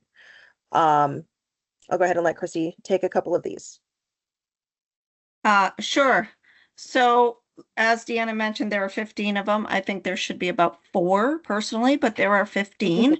So we want to make sure that we get these right because it has a lot of implications on our 411 and therefore taxability and equalization, which we'll talk about later. But we want to make sure we get it as right as we can. So the first couple have to do with residential properties where there are homes on the property. It can be houses, single unit houses, houses up to 4 apartments or less, and those with less than 6 acres would be considered R1s, and those with 6 acres or more would be considered R2. Residential Christy, properties. I'll jump in. I would definitely jump the gun on this one. We do have multiple slides to go through each of these individual types Okay. as well. Sorry. Okay, that's okay. All right. Okay. So there we go. There's All right, so our there we go. R2, R1, and R2. Yep. Okay, residential. Go ahead. Sorry, I was going to say, before we jump into the individual codes, we should probably talk about highest and best use. I know. I shy away from Yeah. this for new folks because I think that it's a little no. confusing. Sure. But I'll talk about it anyway. So highest and best use, you're going to find on page 7, I believe, in your document. And what highest and best use is the best monetary return that a person can get from the property. So what use can that property be? What can that property be used for that will give me the highest return on my investment? Okay, that's what we consider highest and best use. Why do we care about highest and best use? Because we want to characterize properties based on their highest and best use. So we can get into a more involved discussion about what highest and best use is, which includes what's physically possible for that property, what can I use it for legally, what's financially feasible, and what will bring me the best monetary return. But the short answer for listers is, what would that property sell for most typically? So I like to think of it as, if I'm going to categorize something, what would I see that for sale as in one of those picket fences or other marketing subscriptions or online subscriptions, realestate.com, those kind of things. What would I see it being sold as? Year-round property, residential property, etc. That's what we're looking to hone into for this categorization. All right, thanks, Christy. So as Christy mentioned, we have subsets of categories. So in the dwelling categories, we have the R1 and the R2, which stands for residential 1 and residential 2. The 1 indicates that there are fewer than 6 acres along with that dwelling or dwellings. So anything from 0.01 acres to 5.99 acres that has at least one house is going to be categorized in your grand list as an R1. Anything with 6 or more acres that has one or more dwellings is going to be categorized in your grand list as an R2. The same is true for S1 and S2. Those mean seasonal. So that's going to denote a seasonal type construction, something that is less than typical than a standard residential construction, right? So we're talking about your camps, regardless of how they're used. So if someone lives in a camp and that's their choice all year long, even though they're using it for residential purposes, it's going to sell on the market as a camp. And then you also have the MHU and MHL, which stand for mobile home unlanded, which you would find in a mobile home park, or maybe on a rented lot that exists outside of a mobile home park. And then mobile home landed indicates that the owner owns the mobile home as well as the land that it sits on. Anything to add for those categories, Christy? So yeah, just not to be confused by, well, the owner lives in Connecticut, so it must be an S2. Nope, that's not what we mean, right? What would it most likely sell as? What would it bring the most value in the market? Is it a year-round dwelling, right? Doesn't matter whether they live in Connecticut. We're going to get to that piece. So once you assign this categorization, it shouldn't be changing back and forth based on who the owner is. That is probably the single most problematic issue that I see in grand lists that have not been reappraised in a long time. These codes were a little bit different back when I started. So there was some carryover of some previous practices that don't fit current modern practices. Yeah. All right. Any questions on the dwelling categories, Beth? Nothing yet.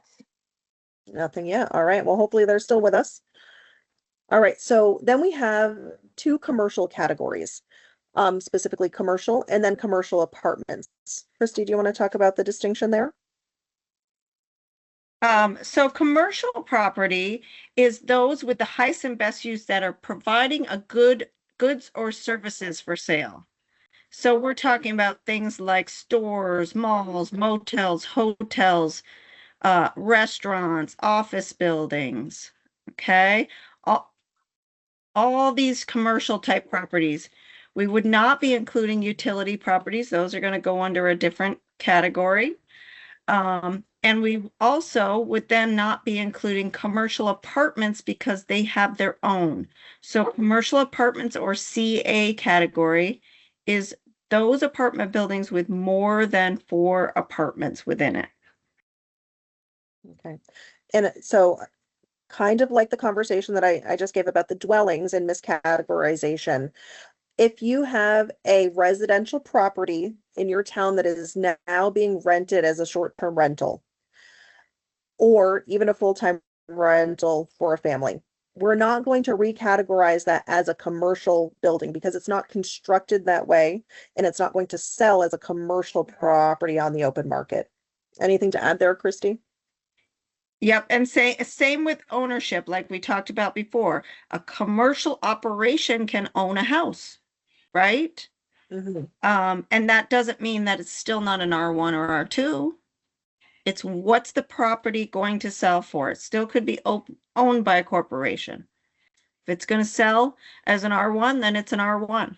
Ownership might still be corporation. So not confusing those two things is so important. Absolutely. All right. And then we also have I for industrial property or industrial manufacturing plants, which is pretty well described in that label. So we're going to include properties here such as cheese making facilities, microchip manufacturing plants, sawmills, creameries, ice cream factories, etc. Anything else on industrial, Christy? Yeah, so if you want to think about distinction between commercial property and industrial, I am making a product. Commercial, I have a product to sell. That's the easiest way for my brain to process it. Quick question in the chat. So a hotel being sold as single family would still be listed as R1. That is a really big house. That's my first thought. Um, Right. I mean, I'm I not sure if this guess, is actually, yeah, is that a real life situation?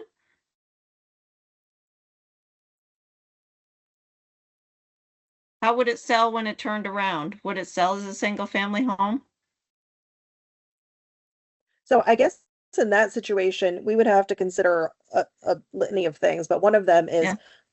are they still going to maintain 50 bathrooms? Are they going to Yeah. maintain 50 kitchenettes? Is it truly a hotel, or was it just rented similar to how a hotel would rent? So Yeah. I guess if you've ever seen that situation or you run into it, call your DA. We can have a chat. A couple other comments here. So back to the hotel that was sold. It was listed online as a single family, but but sold it was hotel. Or Okay. told it was hotel. What about maple producing facilities? And that, yeah. So maple producing facilities, I'm going to say it depends.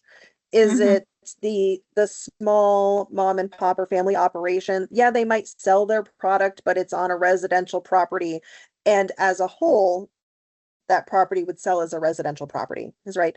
Even if they were purchased as individual pieces, if they're all owned by the same person, this or people, then they have to be on one taxable parcel, and we can only assign a category for the whole.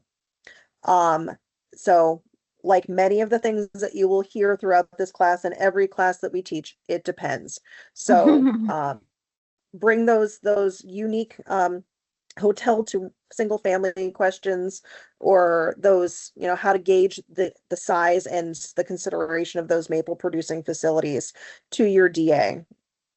Okay, one more quick question. Do the codes change the value of the property? No. The codes do not change the value of the property. No. So when we're talking here, we're talking about your grand list, which is not your value piece. Your CAMA is your value piece. So you're assigning a category, but it doesn't drive the value piece over in your computerized mass appraisal product, right? That's where you're going to get your value.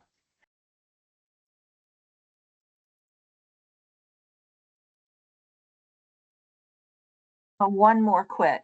I've seen where a seasonal 2 was changed to an R2 because the owner moved in and after, wait, because owner moved in after living out of state. Sounds like if sold, it would be a seasonal 2.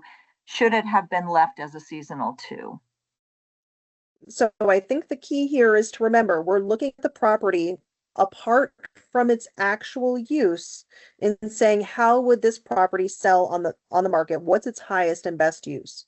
If it's a Victorian home in the middle of Main Street, it's typical residential construction, maybe a little Right. bit better than current standards of construction, but the residency of that property does not dictate the category.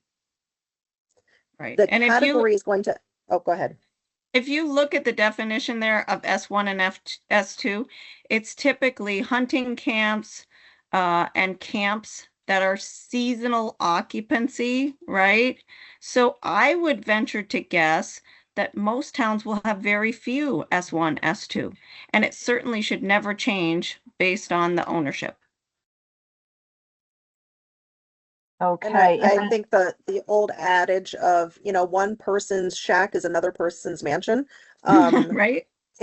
We should not be gauging the category of a property based on what the current owner decides to use it for.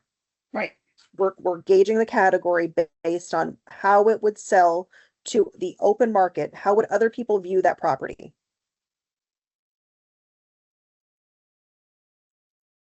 One little bit. If the owner occupies a small part of the commercial property, do we still code as commercial? So I think in that instance, it would be a commercial apartment situation that has more than 4 units. So in that case, if they do occupy one of the units, they may still be eligible for what we're going to talk about in a bit, homestead declaration. But if the structure itself, regardless of the tenancy or the residential occupation, would sell as a commercial apartment, you're going to keep it as a commercial apartment. And then, And then go ahead. I was just going to say, I did see the note about reposting the link for the evaluation form. We haven't posted it yet. That also includes a survey for, how did we do? What can we do better? Reasonably, you wouldn't be able to fill that out until the last day, and you'll only be filling it out once. So we'll share that next week. Yep. Okay, a couple comments about how we would define the properties. Deborah says seasonal would be no foundation on piers or blocks, no central heat, no water or septic, no insulation. And then East Montpelier Lister, the commercial property is a secondhand store. Back to the commercial property where the owner lives in part. So the commercial property is a secondhand store. The only dwelling is the owner. So the first thing that comes to go ahead. If you were to see that property in a for sale ad, would they be selling it as a store or would they be selling it as a dwelling? I'm going to put the question back to the person. Best used as a store and sold as a store, then it's commercial. And the other is incidental use.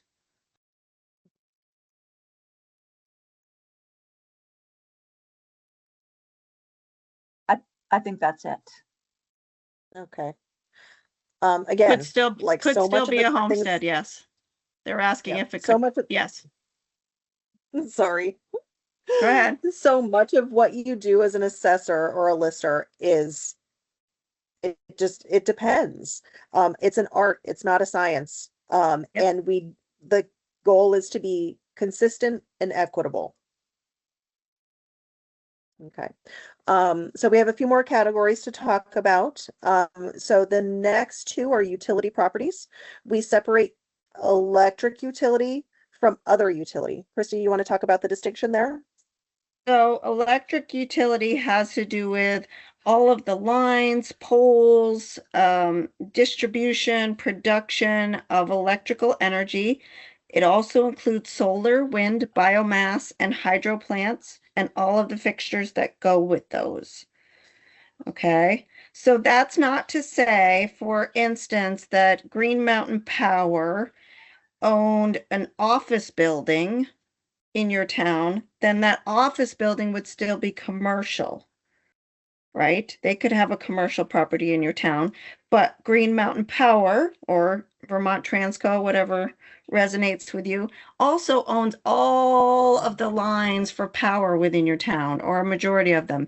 They're going to be assessed as also a utility electric for those lines and poles, etc. And then we have utility other, which is things that don't classify as utility electric. Those might be gas distribution lines, water lines, cell towers, all could go in the utility other property category. All right. So similar to the residential discussion that we had for R1 versus S1, we are not going to categorize the property based on the ownership. We're going to categorize the property based on what it actually is and how it's used. All right, and then we have the farming category. So farming is an interesting category. You may have farm properties in your town. You may have older farms that are kind of like what's the gentleman farm where they're raising a few chickens and some cows, but they aren't a full functioning commercial farming operation. So we want to get away from the discussion about, oh, well, they farm the property, so that's how we're going to put it in the grand list. Is it going to sell that way? Is it the highest and best use? So as you're doing grand list cleanup and category cleanup, that's something that you're going to want to have a conversation with. I would say 80% of the property, 75 to 80% of the traditional farm properties that I come across really should be residential as far as the category. Christy, do you want to expand on that? Yeah, I think in today's day and age, if you were to talk about what would actually sell as a farm, we're not going to have nearly as many as we think, right? As a true farm, what would sell as a farm? Because today's standards for a farm is not going to be quite the same as what it used to be.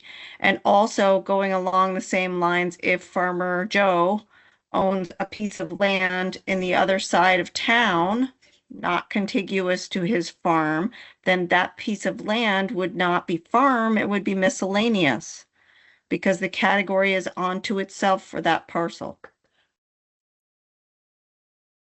All right. And before we end up with questions on that, let's talk about the land pieces in the other category first. So in your grand list, 2 of the categories are designated to land parcels, unimproved parcels, meaning they might have a small shed, but they don't have a house, they don't have a commercial structure. So the first one is woodland. Many grand lists that I've come across don't actually have anything in the woodland category. But in my territory and where I live in particular, you might want to consider whether or not your wooded parcels are selling differently than your open land or your miscellaneous parcels. So take a look at your 411, see if there is why they're there, or if we can identify some commonality. And then the miscellaneous category is for open or mixed parcels in valuation. I think reappraisal contractors, at least up until the pandemic and maybe a little bit before, didn't really differentiate in the value or how they looked at those parcels. But in some markets, and particularly in those maple producing markets, you're going to find that the woodland category or wood parcels are going to sell a little bit differently, and you might want to distinct or make that distinction in your grand list. Christy? Yeah, so there's not a hard and fast rule on this one. Some towns make the break it where they call it woodland, different than others, as you mentioned, Deanna. It's primarily was designed to be miscellaneous, would be undeveloped land. So, you know, more logical for residential development, and then the woodland would be the backland, and maybe larger parcels. So you might want to think about it that way, but there's not a hard and fast rule on that one.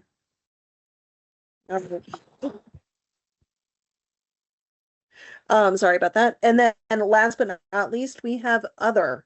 The other category is not the repository for everything that you don't know how to define in your grand list. It is made available to you if you have a portion of another category that you think is selling differently and you want to kind of pay attention to that. So I think that predominantly where I see this are communities that have a lot of condos. So you're more urban areas like parts of Chittenden County, or areas that have ski resorts will have a lot of condos. And it's also being used for lakefront property, because you can imagine that lakefront property is going to be selling slightly, if not significantly different than your residential and your seasonal parcels.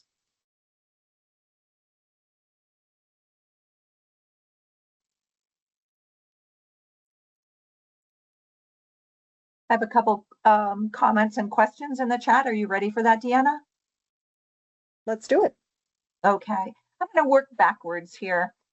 So Deborah in Verscher notes that we might cross-reference with current use for agricultural use and ag buildings. Your thoughts? Christy, are you still there? Yes. Okay, just wanted to make sure. Did you want to take that one? I think you could certainly consider that, understanding that also land parcels are in current use. But I get where you're going, Deb, with the farm categorization, that you might want to certainly consider whether or not those would be legitimate farms and keep it that in a clean way so that you can process current use. That might make sense. Yeah, my favorite current use example for a niche market and something that's not typical. One of my towns has a 6-acre bunny hay farm that is enrolled in current use. Deanna, you just cut out. All we got was Bunny Farm. Bunny Farm. Okay, can you hear me now? Yeah. All right. So 6-acre Bunny Hay Farm in one of my towns that is enrolled in current use. If you look at that 6-acre piece with the house and maybe a small barn, for whatever material they use.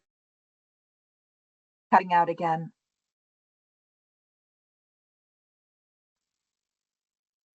Deanna, you're cut All out. right. Yeah, we won't worry about it. We'll just continue. Bunny So much Farm, for the got bunny it. farm. Bunny Farm, 6 acres. Okay. At what point does a solar array become electric utility?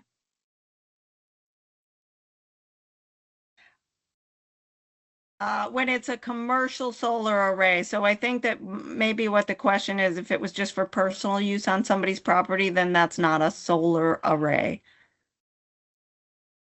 Okay. And question. So companies are taxed on, for example, electric lines, gas lines. Yes. Okay, and then the last piece is going back to, let me hold on. I think the secondhand store with a dwelling for the owner, incidental use, fascinating. Do we give it an influence factor?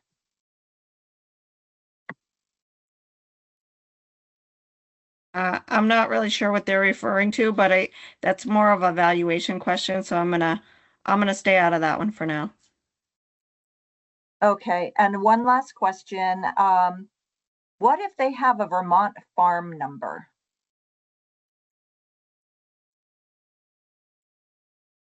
I'm not sure exactly what a So- Vermont farm number is, but for me, it wouldn't matter if I didn't determine that it would sell as a farm. What were you gonna say, I would Deanna? agree. Hopefully you can hear me. I would agree. Again, we're talking about categorization.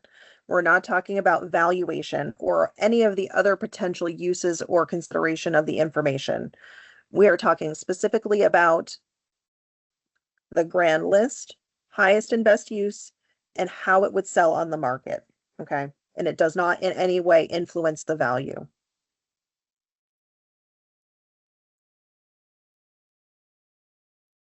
When we get to the equalization part of this discussion, I think on day 2 or 3, we're going to talk about the implications of how you categorize things with your CLA and COD. So it definitely has much greater impacts than just sitting there as an unimportant piece of information. That's all we have. I think Whoops. we have about 12 minutes left. And I think that we probably don't want to start a new category or new topic. Christy, unless you do want to talk a little bit about business personal property. I can go either way. That's up to you. You're driving the train. Okay, that's scary, but okay. If there aren't a lot of questions, Beth, I guess we'll go ahead and we'll talk or tackle the next slide and then we'll call it good for the day. Great. No more questions. Okay. All right, so business personal property. We have 2 personal property codes in our grand list. We have PPI, which stands for inventory, and then PPM&E, which stands for machinery and equipment. Both of these are taxable on the municipal grand list only. So if your town your 411 reflects value for either of these items, when it comes to the tax bill itself, they're only going to receive a tax for the municipal grand list and not the education tax or education grand list. I don't know how deep we want to go into this category, but I'm sure you have some other nuggets of wisdom here, Christy. I would just say first question, if you're a new lister, you need to find out, does our town tax business personal property?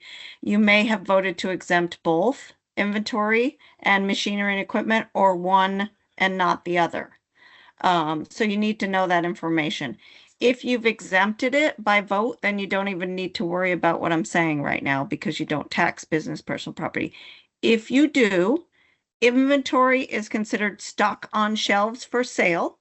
So in other words, what do I have in my store for sale on April 1 of the assessment year? That would be business personal property inventory.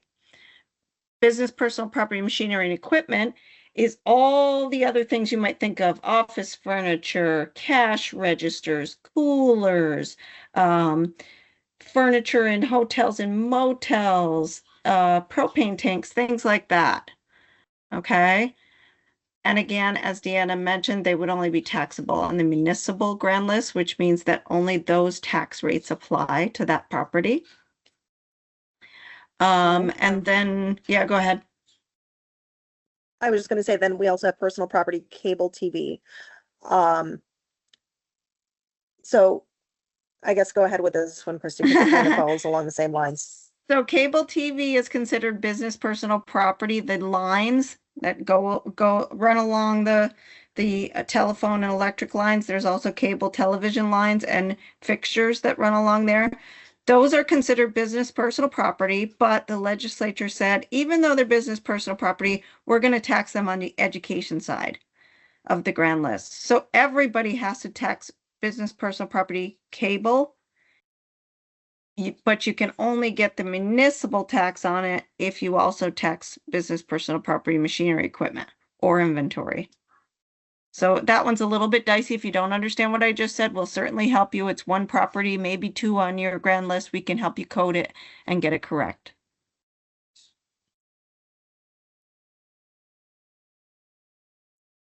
All right. So 8 minutes left in today's session. So I think we'll call it good there.